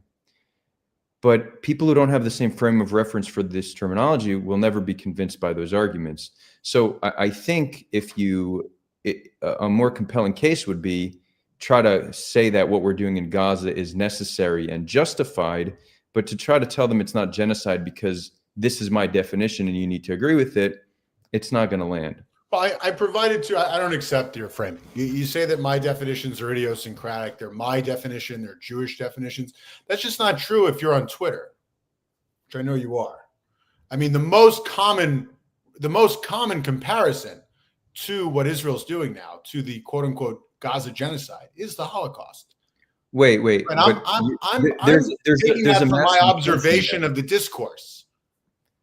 So some people are calling it a Holocaust, and they're likely doing it in order to actually trigger Jews. They're trying to draw. No, they're not. They're doing it. That's not the reason. They're doing it because the Palestinians have Holocaust envy. they feel like the Holocaust has been a source of strength for Israel. Like one of the biggest differences between Christian anti-Semitism and Muslim anti-Semitism. Christian anti-Semitism sees Jews as being all powerful, right? You have the protocols of the elders of Zion. That's the idea that the Jew is strong and controls everything. In Muslim anti-Semitism, the Jew is weak and pathetic and needs the Christian, right? Needs the Christian support of the United States and of Europe in order to survive. Because without the support of the Christian world, without the support of Christendom, Israel will disappear. How do they get that support? Through the Holocaust. Therefore, Palestinians need their own Holocaust in order to get their support. Once that support of Christendom is eliminated and removed, the Muslims will be able to destroy the Jews. So that's an interesting theory, but there's a whole lot of speculation there, and I'm not sure that's quite how it's playing out. But if you want to go deeper into there, I'm happy to. But I just want to stick to the definition of genocide, because you are assuming you know how people use the term or what they mean when they say the term. Now, if you want to push back and say this is not a Holocaust and then compare to the Holocaust, I think that's a much more defensible argument. But when you say it's not a genocide because the Holocaust was XYZ and Gaza is ABC, I gave you two definitions. Definitions that are offered by most people on Twitter. One of them there's three definitions. There's two definitions that are offered on Twitter. One is Holocaust. The second is your definition, the scholarly definition. And this is why by the second definition is an attempt to destroy the group in whole or in part. That's a good definition, a sensible one. That's what the scholarly definition is. That's what people are using on Twitter. That's what I use when I argue that the Palestinians attempted genocide on October 7th, because they did just that. It was an attempt to destroy all Jews. I feel like there's an echo in here. 1 second.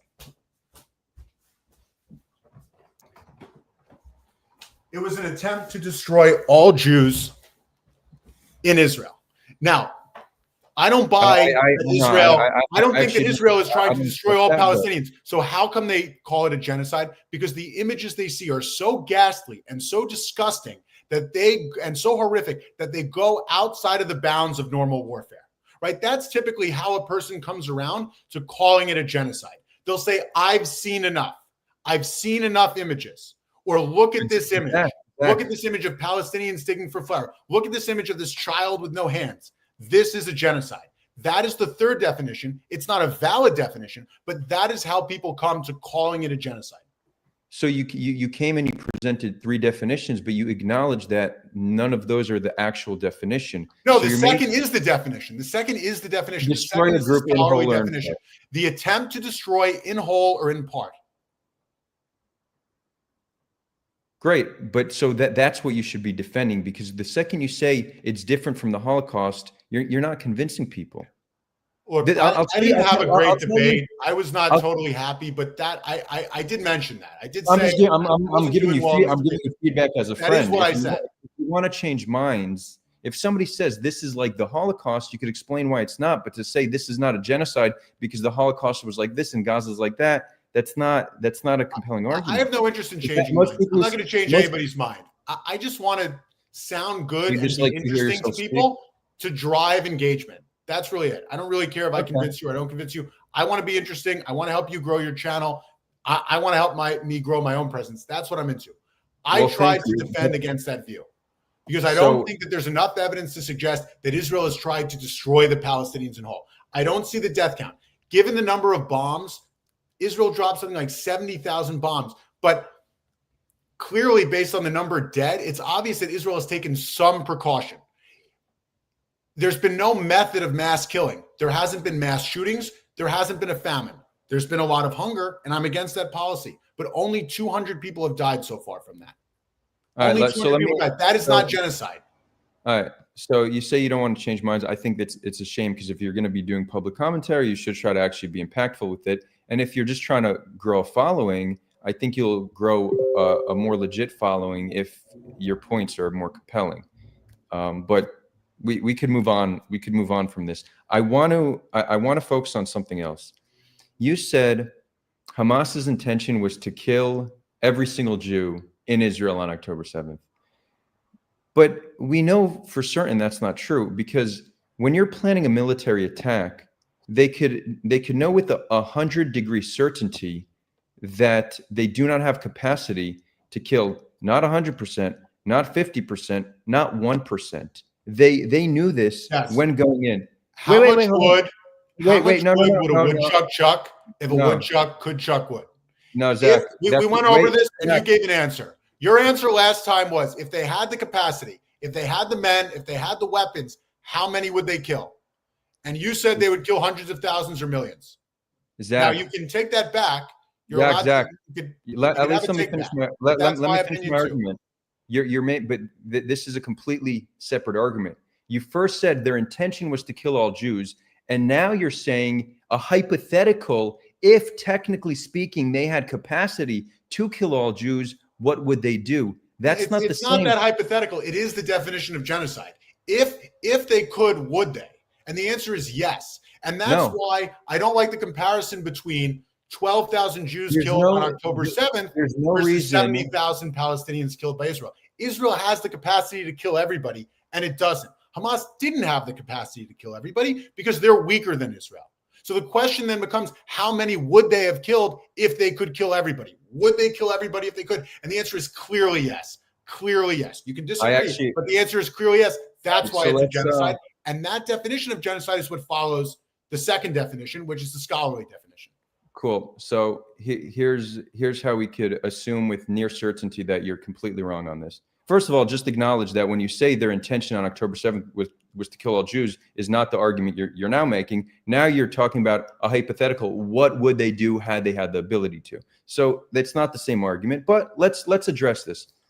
The hypothetical doesn't make sense because when you have less power, you generally act in a completely different way. You rely on tactics to compensate for the lack of power you have. We can't know how Hamas would act had they been the powerful one, but we can speculate based on what we know. Hamas did a conference in 2021. This was a conference that was sponsored by Hamas. What happens the day after we liberate the land? They actually laid out a plan. And it's not great for us, but it's not what you're describing. You know what they said? We're going to kill the soldiers. We're going to ethnically cleanse everybody else. And we'll keep some of the highest. We won't allow for brain drain. So we're going to keep the scientists and stuff so they could help us build society. This is what they're explicitly saying. So not only are you using a hypothetical that is completely irrelevant, it's counter to what they actually laid out when they had a conference of the day after plan. So again, there's no reason to think that if they're the powerful one, they will act the same way they're acting when they're infinitely more weaker than Israel. But also, you can't say their intention is based on a hypothetical that's irrelevant. We need to talk about what was their intention. It's not based on a hypothetical. It's based on their ideas. It is on October 7th. On October 7th. I mean, look, they were allied with the Nazis. They were allied with the Nazis during World War II. I mean, the most famous picture of their first national leader, al-Husseini, is him palling around with Nazis. I mean, if the Nazis had invaded Israel, if they had gotten to Israel, the Palestinians would have gleefully aided the Nazis in setting up death camps and concentration camps, and real concentration camps. Their ideology is that Jews are settler colonial people, right? Just like Algeria. What happened in Algeria? The natives wiped away. They wiped away through killing and through expulsion. They wiped away the settlers, okay?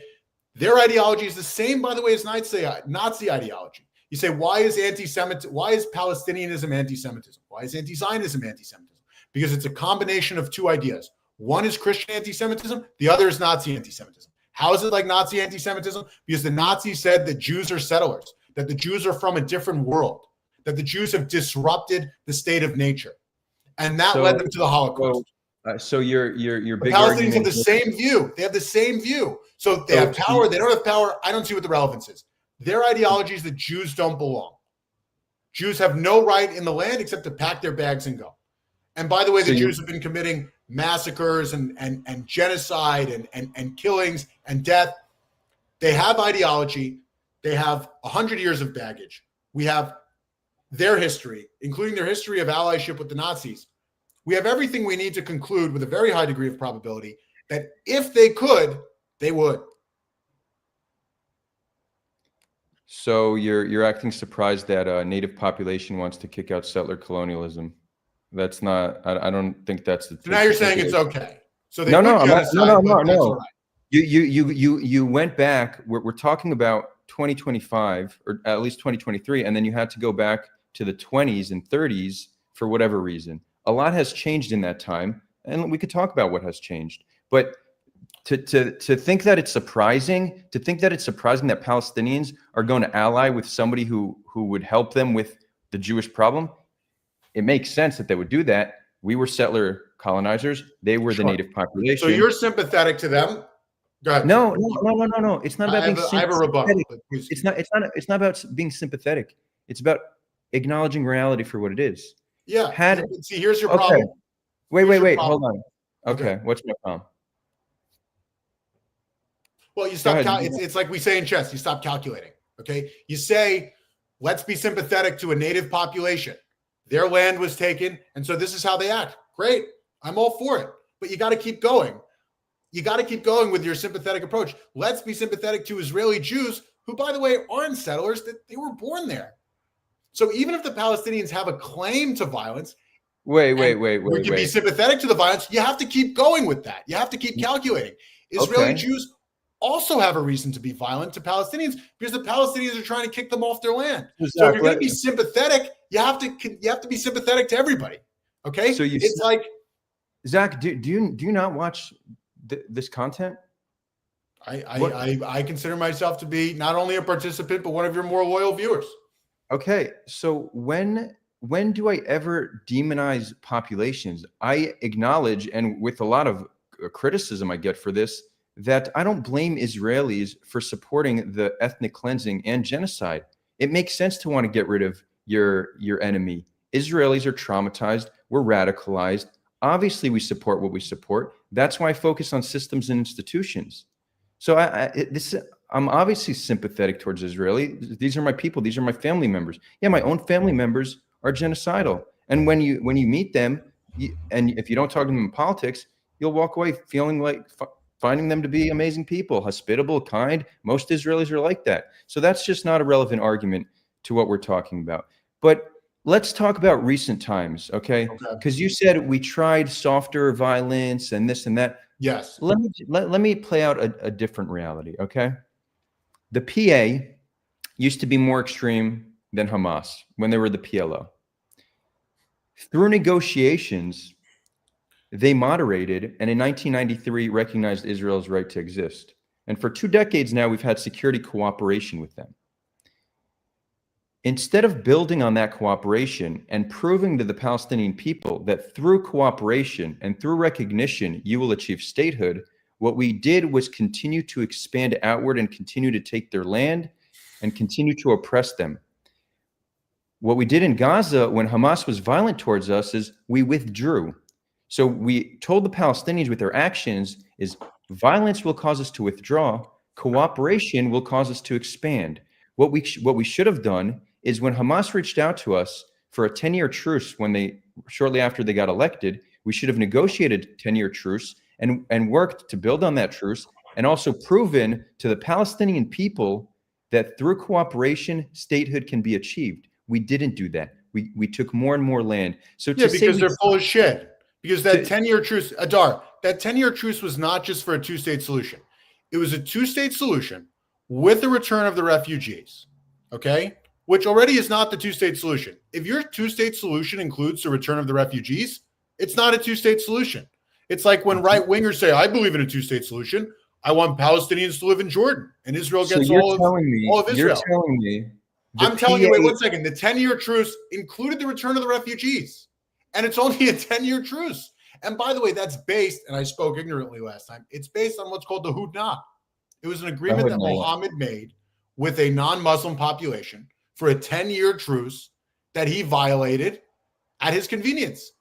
They were going to do the same thing. You tell me that you're sympathetic to them. You understand why they don't accept us here. But then you say, oh, by the way, they do accept us here. If only we reached out to them genuinely.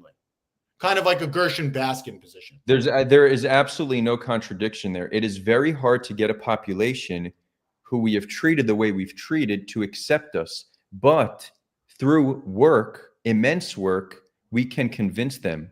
We've done a little bit of work, far from the work required to get them to accept us. So no, when I say it makes sense that they would reject us, that's not something eternal. That's not something in their DNA. That's something changeable given the right actions, given building the right environmental conditions that are hospitable towards peace and reconciliation. Now, the PA, again, security cooperations with us for 2 decades. One of the reasons we haven't had a third intifada is because the PA helps us stop. We haven't had a third intifada? In the West Bank? 7th? In the West Bank? And no, people aren't calling October 7th a third intifada. That's all not right. Sorry, I shouldn't have interrupted you. Okay. Keep going. Sorry. So you're essentially saying humans cannot change. All the cooperation we have with the PA, all the attempted truce that came from Hamas, we need to, by default, assume that they're lying and continue to maintain an immoral and unsustainable status quo for eternity. No, that's not what I'm saying. You're saying that people always and necessarily will agree to peace unless they're Jewish. Okay? That's not what I'm saying. Well, that is what you're saying. You're saying they really want peace and statehood. Adar, we have 100 years of data. They don't want peace and statehood. They want their country back. They want us to leave.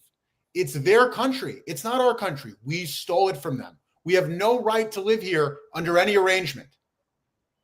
And if that's their attitude, and that's been their attitude now, again, it doesn't come out of nowhere. We see what they're writing in their newspapers. We see what they're tweeting. We see what's being presented in their school curriculums and in their children's shows. This is the content. The Jews stole the land.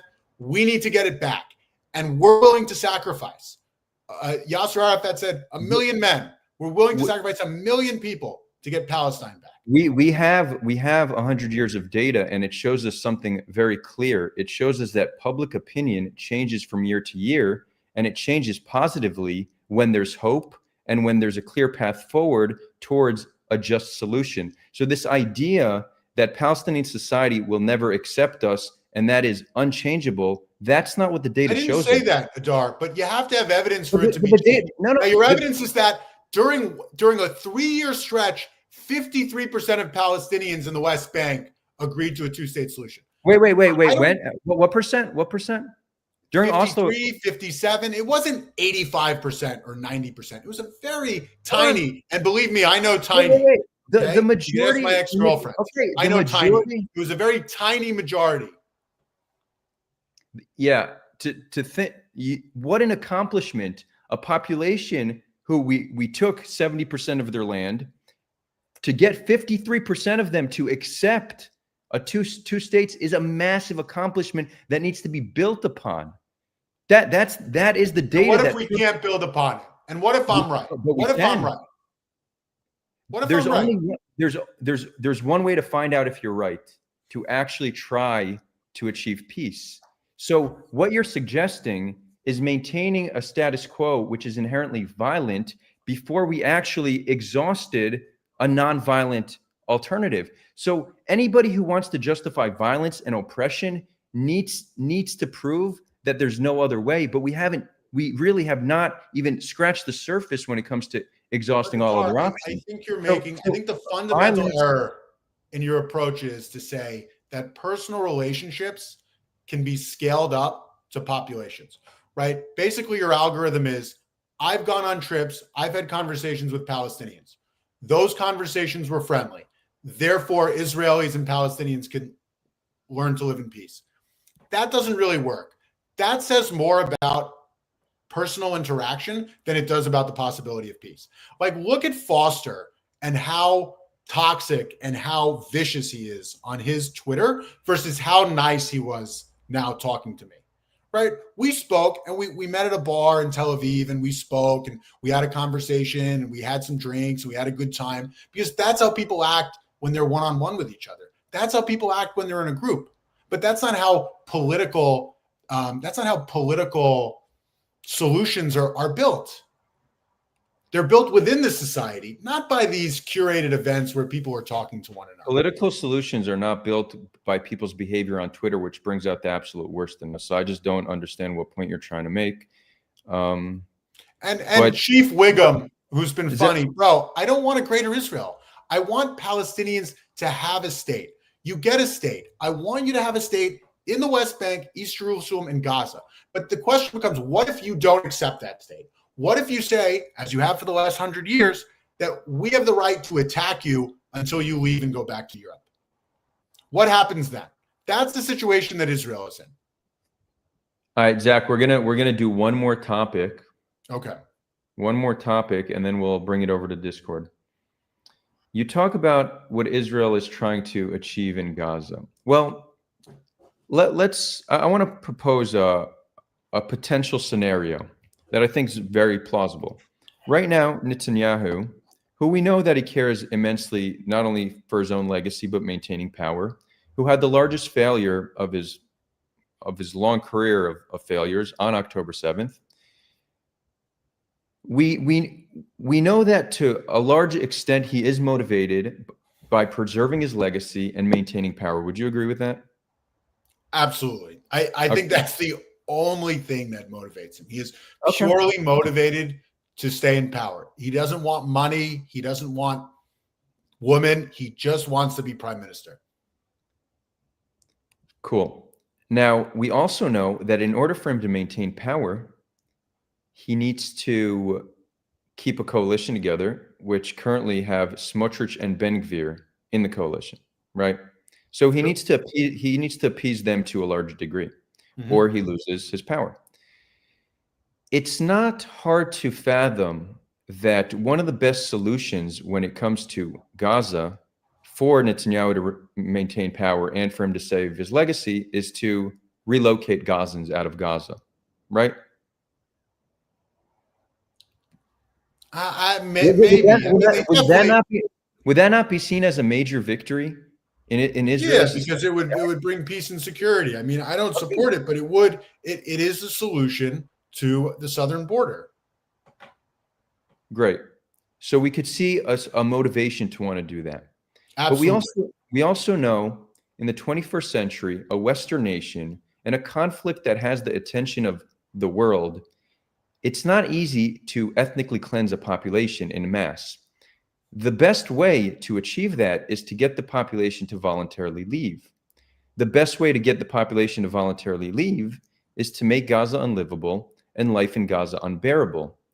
So you could see, and now when you look how Israel engaged in Gaza, when it comes to the systematic dismantling of civilian infrastructure, from homes to medical infrastructure to water infrastructure to cropland, it's not hard to reach the conclusion that there is an intentional attempt to make Gaza unlivable in order to increase the chance that Gazans voluntarily relocate. If Correct, that which is not a genocide. That's what I've been arguing. I've been arguing it poorly because I speak Rappelman. Yes, that's what I've been arguing.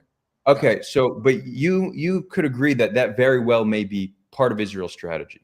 Maybe part of Israel's strategy. I would say that's the majority strategy. There's two strategies. One is to submit the Palestinians through violence, and two, which isn't going to happen, is to get them to leave either through evacuating them forcibly or through voluntary immigration. I don't know how the voluntary immigration is going to happen. It probably won't. And also, they just signed a $45 billion deal with Israel, which explains why they didn't blow open the gates of Rafah and send Palestinians fleeing across the border. Also because the international community likely would have stepped in. But most people, at least if you look at the legal definition of genocide, if your intention is to harm a population to the extent that they're going to voluntarily leave, destroying a population in whole or in part, yes. We killed. That's not destroying them. That's not just. It means killing them. It means killing them. Wait, hold on. Destroying them. Yeah. I'm sorry. Zach, it's expulsion. Zach. It is the crime of expulsion. And if Hitler had only expelled, if Hitler had treated, you're so close. You're if almost Hitler had treated the Jews like the Jews are treating the Palestinians, the word Holocaust would never have entered our vocabulary. It would have been a far better outcome for the Jews of Eastern Europe to be expelled than to be killed. So you agree that we're attempting to ethnically cleanse Gaza, and our means of doing so far has killed 5% of the civilian population, more or less. That is killing in part. Your numbers are.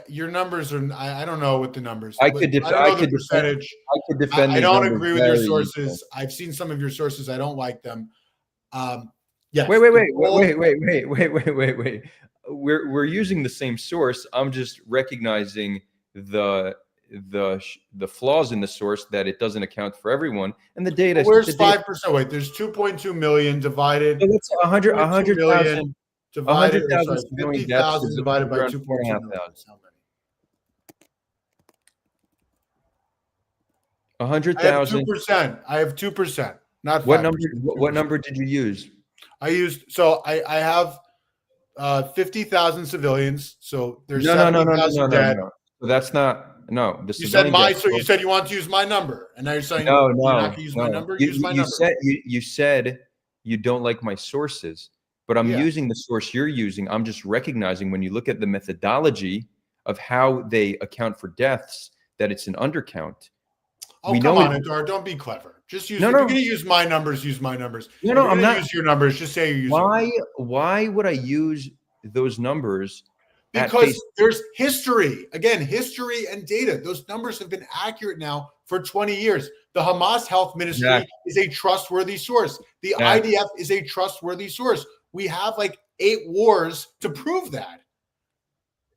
You want to know why the past wars are horrible examples to try to understand what's happening here? Enlighten me, please. Okay, in all the past wars, you had a few thousand killed. It's not hard to accurately count a few thousand people. Since October 7th, you've had tens of thousands of people killed, thousands likely still buried under rubble, many unaccounted for, and the collapse of the healthcare system. So the accuracy that they're able to achieve with a functioning healthcare system. Let's just go. I don't want to get in the weeds. Just say 5%. Let's roll with that. I don't agree with it. I say this with extremely high confidence because I've researched it immensely. But killing 2.5% to 5%. But it's not really. I'm putting out another analysis on this in a few days. 100,000 civilian deaths is a very defensible claim. It's not hyperbolic. It's grounded in data. It's grounded in what we know to be true. Okay. Now, to kill that number of people for the goal of ethnically cleansing a population, it's not a stretch to describe that as genocide. That's why there's a growing consensus amongst academics and international lawyers and NGOs that this is a genocide. But let me just say, academics, international lawyers, NGOs. You've cited 3 sources that are really one source. They all come from the same ideological bend. They have decades and decades of writing against Israel. These people hate Israel. It's, you can't just quote somebody because they have human rights in their name. Okay, it's an appeal to authority. Objection, fallacy, appeal to authority. It's like quoting the Pope. So it's like me saying Ben Shapiro, Alan Dershowitz, and Jonathan Greenblatt said. Okay, those are all people who have the same views. Or, the ADL, the Conference for Jewish Presidents, and GHF have said. They all have the same views. So you said, wow, B'Tselem and Human Rights Watch, they have the same views. They all come from the same camp. So if you were to cite somebody like Piers Morgan, who's a centrist and who has been pro-Israel, that is significant. But to quote NGOs and academics who hate Israel, I don't see that as I'll tell you again. It's true that there's a similarity that they're humanist organizations, right? They talk about human rights violations. They've also criticized Hamas, a lot of these NGOs. But when you look at, let's put the NGOs aside. Let's talk specifically about academics and international lawyers. In the months after October 7th, there wasn't the same consensus there is today. Throughout the months, there's been a growing consensus. People who in 2023 were not calling it a genocide today are coming out and calling it a genocide because they've changed their opinion once observing the facts on the ground. And I happen to be one of those people. I don't know if you remember the first time. Yes, because you've been shook by the horribleness of it all. It is horrible. It is hellish. How about this? It's terrible. How about instead of making an assumption about why I changed my mind, ask me. I'll tell you exactly why I changed my mind. But if you go back to the first debate you and Zach had after October 7th, Zach called it a genocide, and I chimed in and pushed back and said I disagree.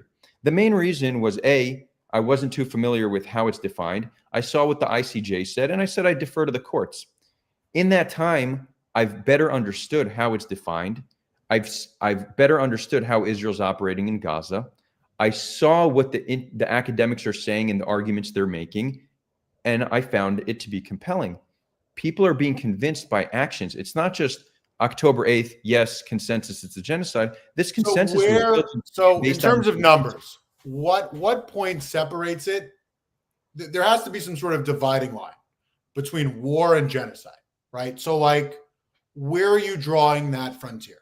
Is it 2% civilian dead, 1%? Because the number of 5% jumps out to me. That is the number of Japanese that were killed in World War II, not a genocide. The number of Southerners killed in the Civil War, not a genocide. Germany lost about 10% of its population in World War II, not a genocide. So where is that number drawn for you? So in order to determine if something's a genocide, on one hand, it does have to do with scale, right? Generally, if it's just a massacre, people won't call that a genocide because the scale is too small. And there's an area of subjectivity here, right? It's very hard to objectively determine what it means in part, right? Because in part, clearly, they don't mean in part is one person. Technically, that's a part. So there is right. a level, there's a level of interpretation here, right? So part of it is scale. And the other part of it has to do with intent. Now, intent is very hard to prove because what you would need whistleblowers or documentation that's released. So intent is hard to prove, but when you get a lot of data from what's happening, and we could make assumptions about incentives, like we were talking earlier about Smotrich, Ben-Gvir, and Netanyahu, it's not hard to reach this conclusion. So what the exact cutoff is, there's no exact cutoff. That's the consensus. That's why the consensus is built over time. As time progresses, more and more people are convinced because people have a different way of looking at it. Now, I will say one more thing. When I'm doing my commentary, I very rarely call it a genocide. And the reason I rarely call it a genocide is because I don't really care for the debate on terminology. I think it's a distraction. I think it's a waste of time. I'm more interested in describing this as one of the worst atrocities of the 21st century and something that's morally indefensible, and then talk about the fact that we did have other options and what those other options are. Yeah, but the options that you laid out were not other options. No, they were. That's one definition of Zionism. Like, yes, I want to recognizing Zionism is the recognition that Palestinians do not want peace in any arrangement, and then dealing with the morally difficult question of what should Israel do given that. I find that to be a ridiculous claim that's just not grounded in anything. Now, there are some people who don't know better and they just don't know the facts. There are some people who are it's a very weird situation. It's very strange that Israel, who has power, is wrong. Is right. That the side that has more power is right and the side with less power is wrong.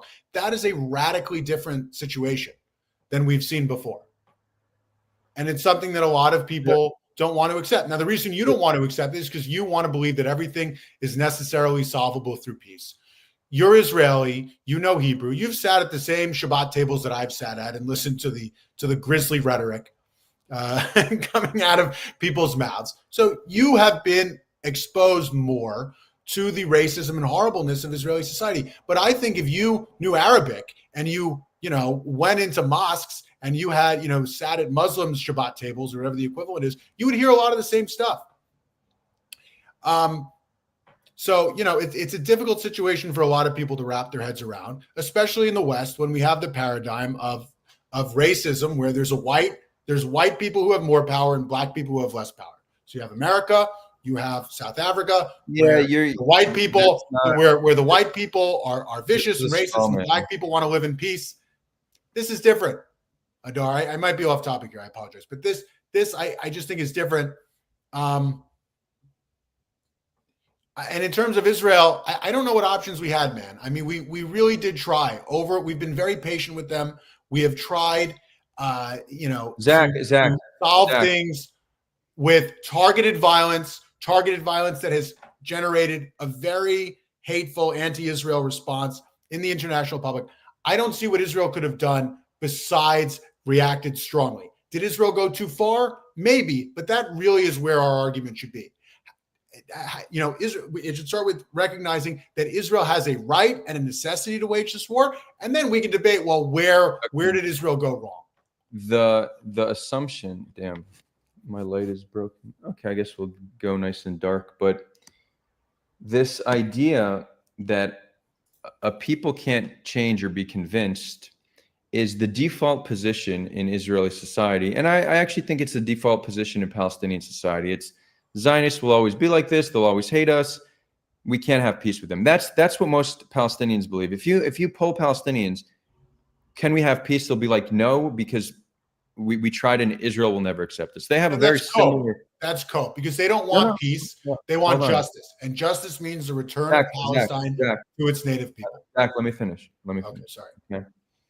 Both are wrong in thinking that people can't change, and if your position, which is the mainstream position in Israeli society, that Palestinians will never X, which would be accept Israel, that is a position that, while accepted by the majority of the Israeli population, is A, in my opinion, incoherent, and B, not grounded in anything but emotion.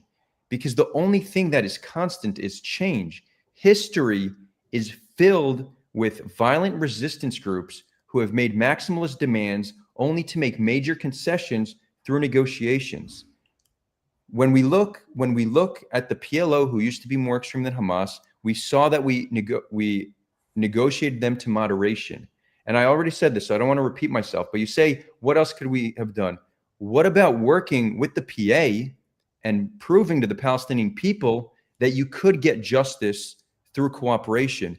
You can't just shrug this aside and be like, no, that's something. No, I'm sorry. We put on the table a legitimate offer for basically the entire West Bank, and their response was, we will not accept part of Palestine.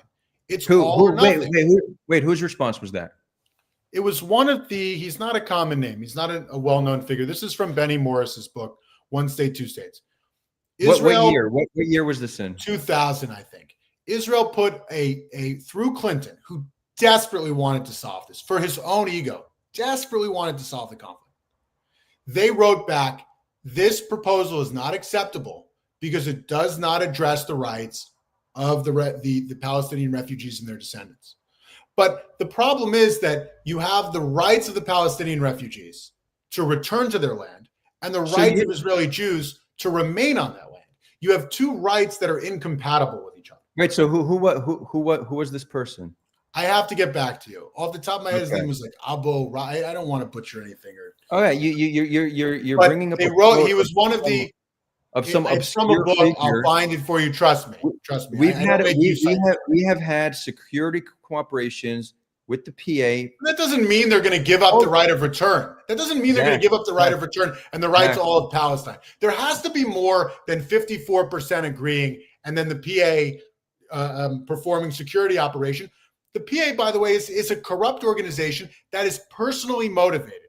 Those are Palestinians who are putting their own personal well-being ahead of the collective. Your entire argument is speculating on where you could bring Palestinians through negotiation without trying. What negotiation? Since 1948.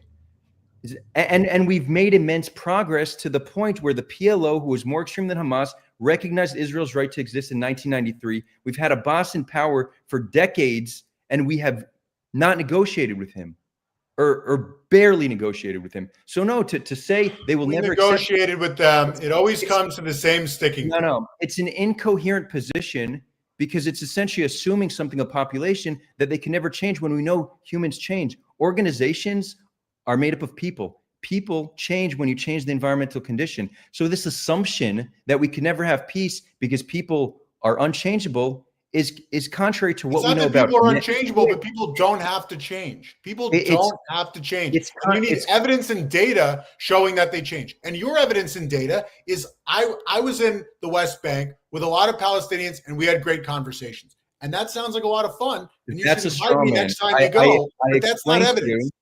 I explained to you how we saw that the majority of Palestinians accept two states during Oslo, and then in the subsequent decades, it went down to in the 20 somewhat percent. Why? What happened? Did their DNA change in those years, or did they lose hope? Clearly, environmental conditions change people's opinion. Do you know that the majority of Gazans now support two states? So public opinion changes from year to year. It's all a question of how you create conditions. But that poll does not ensure. Zach, this is a fundamental truth about humanity. People can change their minds if you change their conditions. People can change their minds. I said that. People can't. You're saying people necessarily have to. And that's where I get off the train. That's where I get off. So you keep riding. I'm off. I'm at the station. Right. So anybody who thinks that it is legitimate to oppress a people because you assume they won't change without a true effort to make them change, that is a morally depraved position. And it's all circular what you say. It's all circular.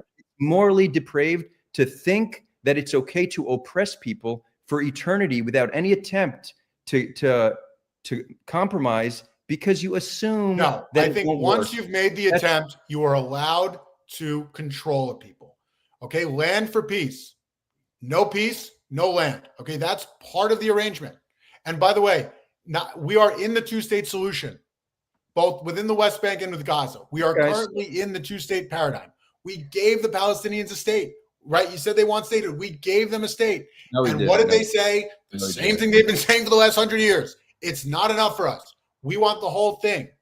We want the entire thing. And if you don't give us the entire thing, we're going to attack you. We're going to kill you. We're going to terrorize you until you pack your bags and go to Europe. That hasn't changed. So your position is we kind of tried, but it didn't work. So now we're going to oppress them until they just decide. It's not oppression. It's rightful self-defense. It's rightful self-defense. Everything we do in Gaza, no, there are atrocities. But you know what, Adar? It's like asking, how do I, and this is my attitude towards international war. The best way to make sure there are no war crimes is to prevent war. This whole discourse about international law and international rights is bullshit. It's like saying, once I start a forest fire, how do I make sure it doesn't burn my cabin down? Well, you know what? Don't fucking start a forest fire, okay? Once you start a forest fire, there's almost no way to control it. Once wars begin, once you attack a people as viciously as you did on October 7th, don't be surprised when they come back as viciously as Israel has been since 2023. If the IDF were to put out an assessment that the surest way to stop future terror attacks is to implant a chip in every Palestinian, would you support it? One more time, sorry, I was reading chat. If the IDF were to put out an assessment saying the surest way to prevent future terror attacks is to put a tracking chip in every Palestinian, would you support that as a policy? No, because it's too much. Okay. It's over the top. There are lines. But so wait. So you know what else is over the top? Incentivizing our citizens to move into the West Bank, which requires increased military presence, which requires increased checkpoints. That's also too much. That's not necessary for security. Yeah, definitely not. Wait. You know what else is too much? Having the security apparatus that's there be unprofessional and inherently demeaning towards Palestinians. That's not necessary for security. Okay. Yeah, and I tried to be respectful. Hold on. When I was there, I tried to be respectful. A brutal blockade on Gaza that stopped 100% of exports and imports of vital goods, not just weapons. That too is too much. So saying it's legitimate security, it's not oppression. Okay, no. So now we move the goalposts. There have constantly it's not moving the goalposts. Yes. We impose on Palestinians conditions that will almost certainly lead to violence, and then use that violence as a justification to impose on them more of the same conditions. This has been our MO since day one. And yeah, here and there, we make a little bit of an effort to fix it. It has not been nearly the effort that our MO has been to secure the state through negotiations. We are thirsty for peace with all of our neighbors. And that's why we have a treaty with Egypt and with Jordan and with the UAE and with Sudan and with Morocco and basically with Saudi Arabia and the UAE. It's only the Palestinians who haven't moved on. And you did move the goalposts. At first, you were telling me the Palestinians want peace. Then you started saying, well, even if they don't want peace, now we have to talk about what's appropriate and what's not appropriate when it comes to executing our legitimate self-defense. That's exactly where the conversation should be. That's the Zionist position. What is Zionism? What's the definition of Zionism? The recognition and the observation that Palestinians refuse to live in peace in any arrangement, one state or two state. And therefore, the necessity of Israel to act violently. We have to act violently because by definition, when all nonviolent actions are off the table, the only actions that are on the table are violence. And there are 4 potential violent actions. 1, gentle violence, okay? The occupation, like with checkpoints, the blockade is gentle violence. 2008, 2009, that war in Gaza, gentle violence. Not that many people killed, small attacks. Number 2, submission. That's where we are right now with the Gaza war. Number 3, expulsion. Okay, we're somewhere between number 2 and number 3 in the war in Gaza. And number 4, of course, is genocide. Actual real genocide, like shooting pits kind of genocide. Like, correct. Send in drones to kill everybody genocide. Like bomb all the tents, out in Maswai and 14,000 people died in 3 hours type of genocide. Okay, that sort of genocide. So those are our 4 options. Okay. That's where we are. Thank goodness we're not at number 4. If we were at number 4, it would be impossible for me to support Israel anymore. So supporting any of those 4 without making continual and true efforts towards solving it nonviolently, in my opinion, is a morally depraved way of viewing the world. And thankfully, the majority of the world have begun to understand this. So you could keep making these arguments that, yeah, we tried, but because they didn't fully agree to everything we were saying, now we could oppress. Didn't agree to anything. We tried and they didn't agree to anything. And not only did they not agree, Adar, but after the negotiations, they launched the second intifada. Zach. After we give them a state. Zach, at least be honest. 53% of Palestinians supported a 2-state solution at some point. Not enough. Not enough. It doesn't measure up. It doesn't measure up. And the historic average, Adar, has probably been about 36, 37%. If the average had been 53%, I would be more sympathetic to your argument. But you have to see 70, 80% of Palestinians. And by the way, I'm not really convinced that they know what they're saying when they agree to a 2-state solution. Because if you ask Palestinians, does the 2-state solution include the right of the refugees to return? I think about 53%. And probably more will tell you, yes, it does. And the right of return is the opposite of a 2-state solution.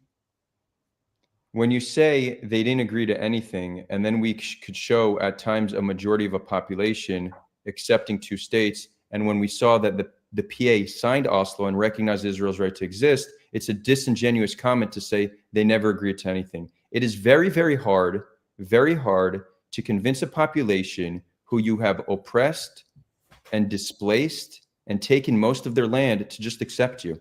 All other instances of settler colonialism. Yes. Hold on. All other examples of settler colonialism, there was fighting for centuries at times. So to make it seem like this is the kind of thing that we will do all this to you, and the first time we go to the negotiating table, or the second time, you just need to accept it, and not even a full state, half a state where we'll control your borders, and you won't be able to have a security force.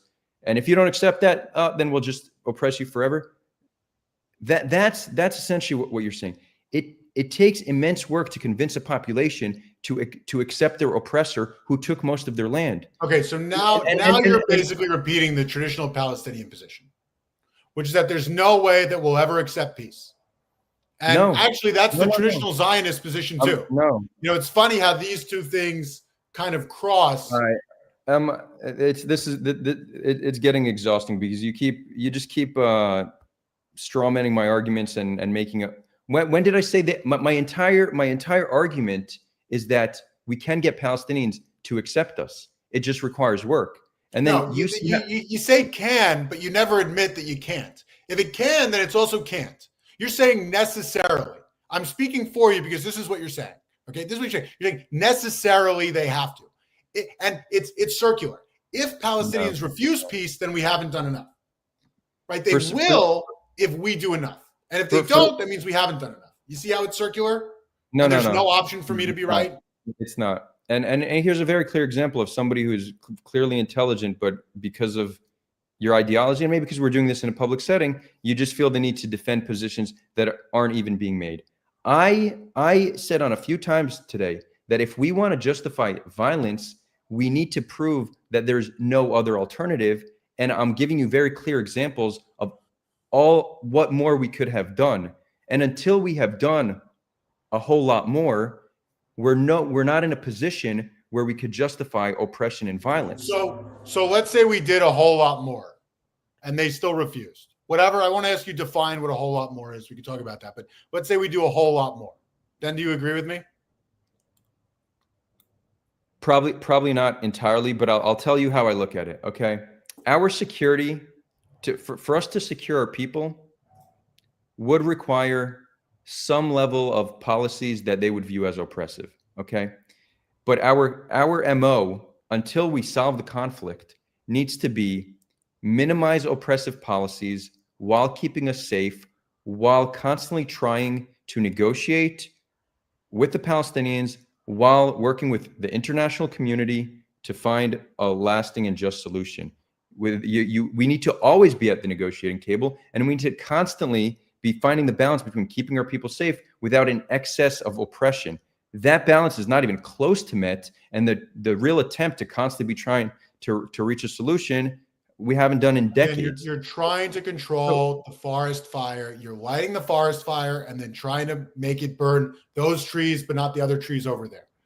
Once you declare that you're unwilling to accept peace deals and you're going to launch attacks against kids and women, it's very, very difficult for a society to have the sort of emotional maturity and strength to recognize what the difference is between oppression and self-defense. That sort of society is going to go all in on self-defense. And you know what? If we're oppressing them, we're oppressing them. That oppression is consensual. They consent to it. They consent to it because at any moment in time, they could stop. Okay, that's just another. The violence, that's the reason why it's not genocide, getting back to it. The violence is consensual. At any moment, they can stop.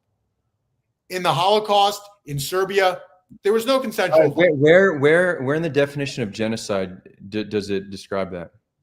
Well, this is my own philosophical definition. Exactly.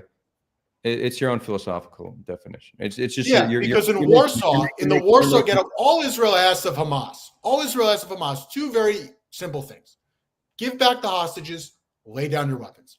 Was there such an offer on the table during the Holocaust? I don't know the Serbian genocide well. I bet there wasn't. I bet there was no offer like that. This is the first genocide in history, likely, where they're trying to do it while maintaining plausible deniability, just trying to look at the Holocaust again. We spoke about this. You're not convincing people. It's simply fodder to those who already agree. It makes them feel comfortable with, it's not a genocide because it's not the Holocaust. But I don't want to get back into this. I want to focus on something you said. You said a population that is not emotionally mature is not going to be able to differentiate between oppression and self-defense. No, there is no population that's sufficiently mature. You're not going to find that. You didn't see that with America when America was attacked on 9/11. Exactly. We agree. I'm actually in agreement with you. Traumatized people, radicalized people do not have this understanding. That's why a lot of the work I do, right? I split up my advocacy into two means: reconciling between Israelis and Palestinians, right? That's trying to really de-radicalize us from within. But the second is making an appeal to the West. I'm trying to convince Westerners to not support Israel, not blindly at least, right? So humanize the people living on the land, so people are less likely to support policies that will harm the populations. But I recognize that Israel does not have an internal mechanism. We're too radical to be able to figure out how to solve this on our own. We need the international community to put pressure. The international community is just going to incentivize the worst actors on the Palestinian side, because there are a lot of people on the majority of the Palestinians how expel us through violence. That's what you're doing. You're incentivizing that. Zach, the international community widely considers Hamas to be a terror organization, and they have a much higher level of cooperation and respect for the PA. So what you're saying is not grounded in reality. The PA has like a single digit. It has a single digit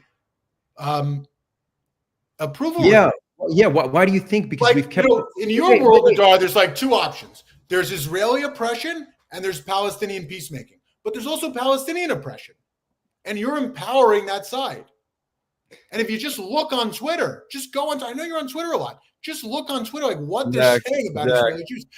And you think, wait, so far they haven't agreed to live with us in peace. The most we've had so far is about a 53 or 55 or 57% majority that's agreed to live in Israel with peace. And that was before the genocide. So now you're saying after the genocide, somehow we're going to get up to the 60s, 70s, or 80%? That's not what Palestinian society supports. What they support is the expulsion of the settler, Nazi, genocidal, evil Jewish people from the land of Palestine and an establishment of a Palestinian ethnostate. So currently, Zach, the majority of Jewish Israelis support ethnically cleansing Palestinians. Do you think that there's a set of actions that can be taken that will change that to make it a minority? Yeah, in the past, yes. If Palestinians in the future, let's say there's a series of actions we could take that in a few years from now, the number of Israelis that want to ethnically cleanse Palestinians changes drastically. It's not going to happen because Palestinians feel that the winds are at their back. Are there a set of actions that can be taken to bring the Israeli population back from radicalization? Can something on the ground change? No. You can't think of any way. No, and I don't accept that it's radicalization. I think this is how all people. I don't think this is exceptional. I think this is how people act when they feel that they're under existential threat. And October 7th certainly was an existential threat. And the fact that the whole world now has taken the Palestinian side after the attempted genocide, or whatever you want to call it, on October 7th. The fact that Israelis are now harassed everywhere they go. They're chased down in Greece. Israelis go to concerts in Spain. They're getting arrested. This is just feeding the narrative and the view deeply held by Jewish people that the whole world hates us, that the whole world despises us. So what are the odds that we're going to be self-reflective under those conditions and start seeing and realizing that really we're the problem and we need to change in order for Palestinians to live with us in peace? So I think I actually think you didn't understand the thought experiment I was giving you. But to say that it's not radicalization, it's how people respond when they face existential threat. Yeah, people who face existential threat become radical. So I don't think those are contradictory. The thought experiment, what I wanted to get at is let's have a situation where the PA and Hamas form a unity government, and they declare that we recognize Israel's right to exist, and we'll find a reasonable rate of return of 30,000 Palestinians a year, and we renounce violence. Hypothetical, right? In the short term, that's not likely. Wouldn't you agree that something like that would drastically change public opinion amongst Jewish Israelis? Yeah, if it was genuine and there was an actual sea change, if there was an actual sea change from Palestinians, you would see that. But it's not what you feel. I mean, even Adar. Wait, hold on. Let me finish my point. Yes, that hypothetical, which will never happen. Yes, if that did happen, yes, it would change Israel's opinions. Yes. So a similar set of actions from Israel towards Palestinians would change their public opinion. People's minds change when you change their environment. No, only Jews. Only Jews in this situation. All right. Yes. So we'll yes. Only Jews. Only Jews based on history. And by the way, it's not because Palestinians are Muslim or Arab. There are plenty of Arabs and Muslims who have peace with us. There's something peculiar about the Palestinian view. And I wonder what it is. I wonder what it is. The people. Yes, it is because because their entire identity is built on retaking the land. That's the only identity that they have. They don't have any other identity besides anti-Semitism and retaking the land. And that is not a Muslim or an Arab thing. because the Egyptian identity is much richer than that, and it's not exclusive to that. The Moroccan identity, the Lebanese identity, the Syrian identity, the Saudi identity, it's something particular to the Palestinian national cause. Their only reason to exist is to retake the land. It's something. And you know what? If they ever succeed in doing that, or the Jews disappear, or Allah comes down and sends us to heaven or hell or whatever, I think the Palestinians will collapse within 5 years because they won't have any purpose. Their entire purpose is returning to the land. We just really can't figure out why Palestinians are just more stubborn and fighting their oppressors. We can't figure it out. Yeah, so we should just keep oppressing them until we figure it out one day. Okay. Okay. It's again, we don't have any option, but it's not oppression. It's control. I'm glad. Oppression and control are not mutually exclusive. We are oppressing the Palestinians. I agree. I agree. There's part of our control that is oppression, but it just necessarily has to be that way. Because if we give them the West Bank, if we remove the settlements and give them the West Bank, then we just have another Gaza, except this time the Gaza is overlooking our industrial and population base. They don't want peace. They do not want peace. They want Palestine. There are values in this world that are higher than peace. Not to you. And let me say, the biggest insult of your position is extremely Zionist. This whole idea that all those other people want is just peace and we're the ones who are wrong. It is kind of like a reinterpretation of Jewish guilt. I know I sound like a right-wing crackpot here. I know I probably sound like a right-wing crackpot the entire time. But it is a fundamentally Zionist position that you're taking, Adar. You think it's a Palestinian position? The right Palestinian position is to recognize that you're a settler, you're an invader, you're an alien, pack your bags and get the hell out of their country. Okay, well, since I'm hosting you, you have the final word, so I won't give you a rebuttal there, but thank you for your time. I see I've exhausted you. It's been 2.5 hours. It was a lot of fun. Thanks a lot, Adar. We're just going in circles. It's there's only so much common ground that can be found in a given conversation, and if one side has a fundamental belief that there are actions we could take to change public opinion, and the other side is there's absolutely nothing we could do and we need to continue, as you call, control. I mean, it's where we're stuck at, where do we move from here? What I will say is I'm happy that the world is, more and more people are understanding the arguments I'm making as much more humanist and much more coherent, because I don't see us. You represent the Israeli population well. You're not an extremist in Israel. You're not. Many people listening to you might say, "Oh, he's an extremist. He's this." No, you're in fact probably just right of center in Israeli society. No, I'm left of center. No, calling what we've done in Gaza an atrocity is objective. Okay, fair. You know what? Your critique of what Israel has done is left of center, but the idea that our only options against them are violence is that is Zionism. That is a definition of Zionism. There's other definitions. No, that is if you want to keep making up definitions, you can.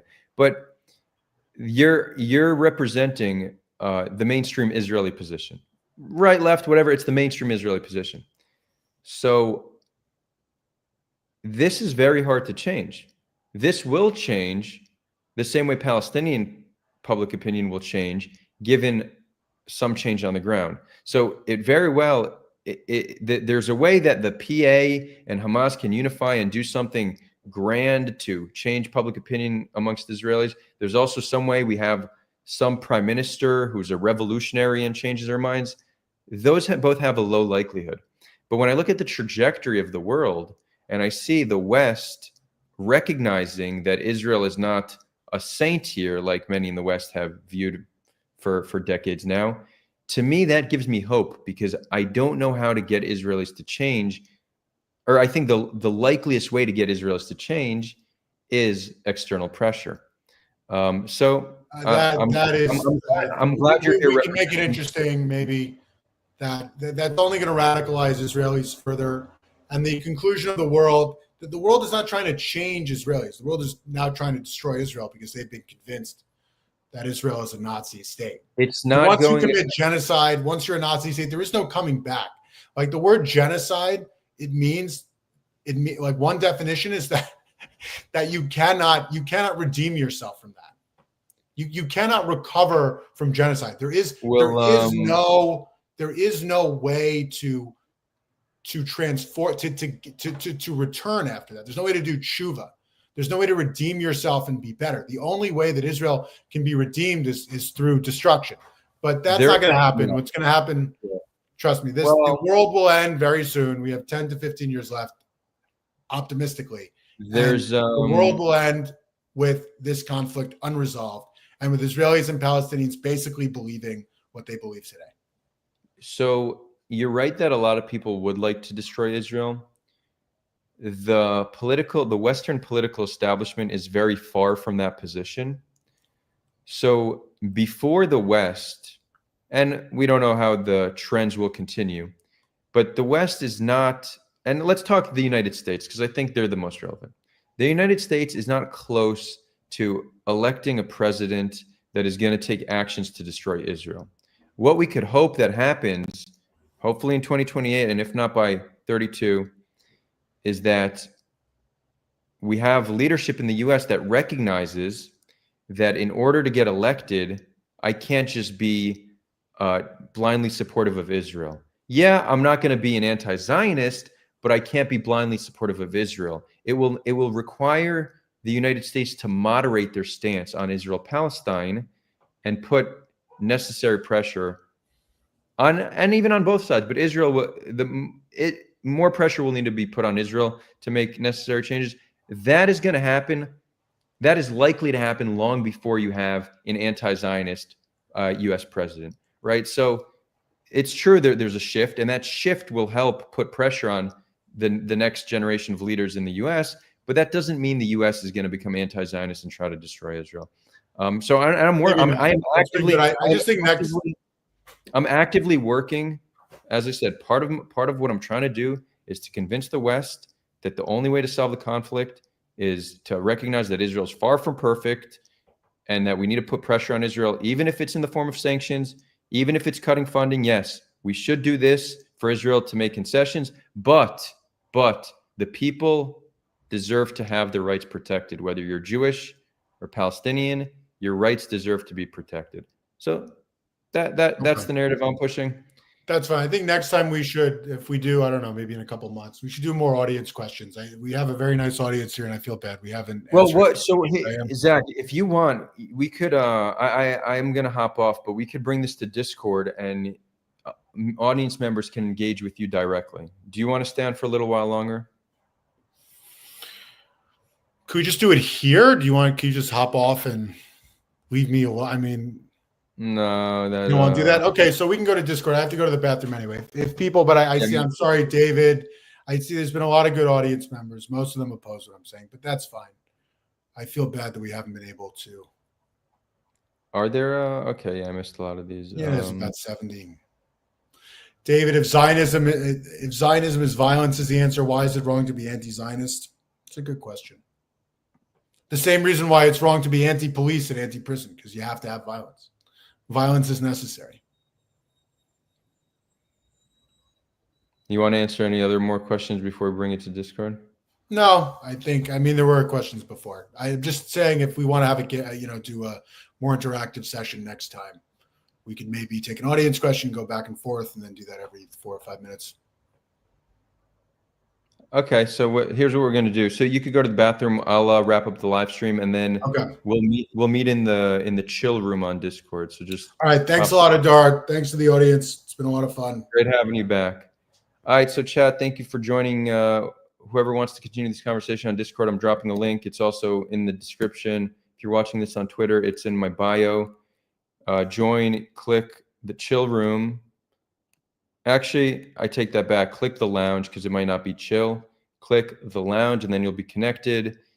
You don't need to speak. You don't need to show your face. You could submit questions via text, but that will be the way to continue the conversation. And thank you all for joining. The next live stream will be probably sometime over the weekend. We might do a call-in show where audience members can call in. And I did see there was a fair bit of questions about the death toll stuff and how we can know that the civilian death toll is in the 100,000 range. There are ways to know this with a high degree of certainty. So I will do a full review on that maybe sometime next week. And then next Thursday, meaning a week from today, I'm having a debate with Hillel Fuld, who, I don't know if you all know him. He's has a pretty big Twitter following. He's actually far to the right of Zach. So Zach is probably a centrist in Israeli society. So Hillel Fuld is far to the right of him. So that should be an interesting one. So that'll be next Thursday at 7 p.m. Jerusalem time. And I think that's it. With that, signing off. Thank you all for joining. Much love from the Western Galilee of the beautiful land of Israel and Palestine.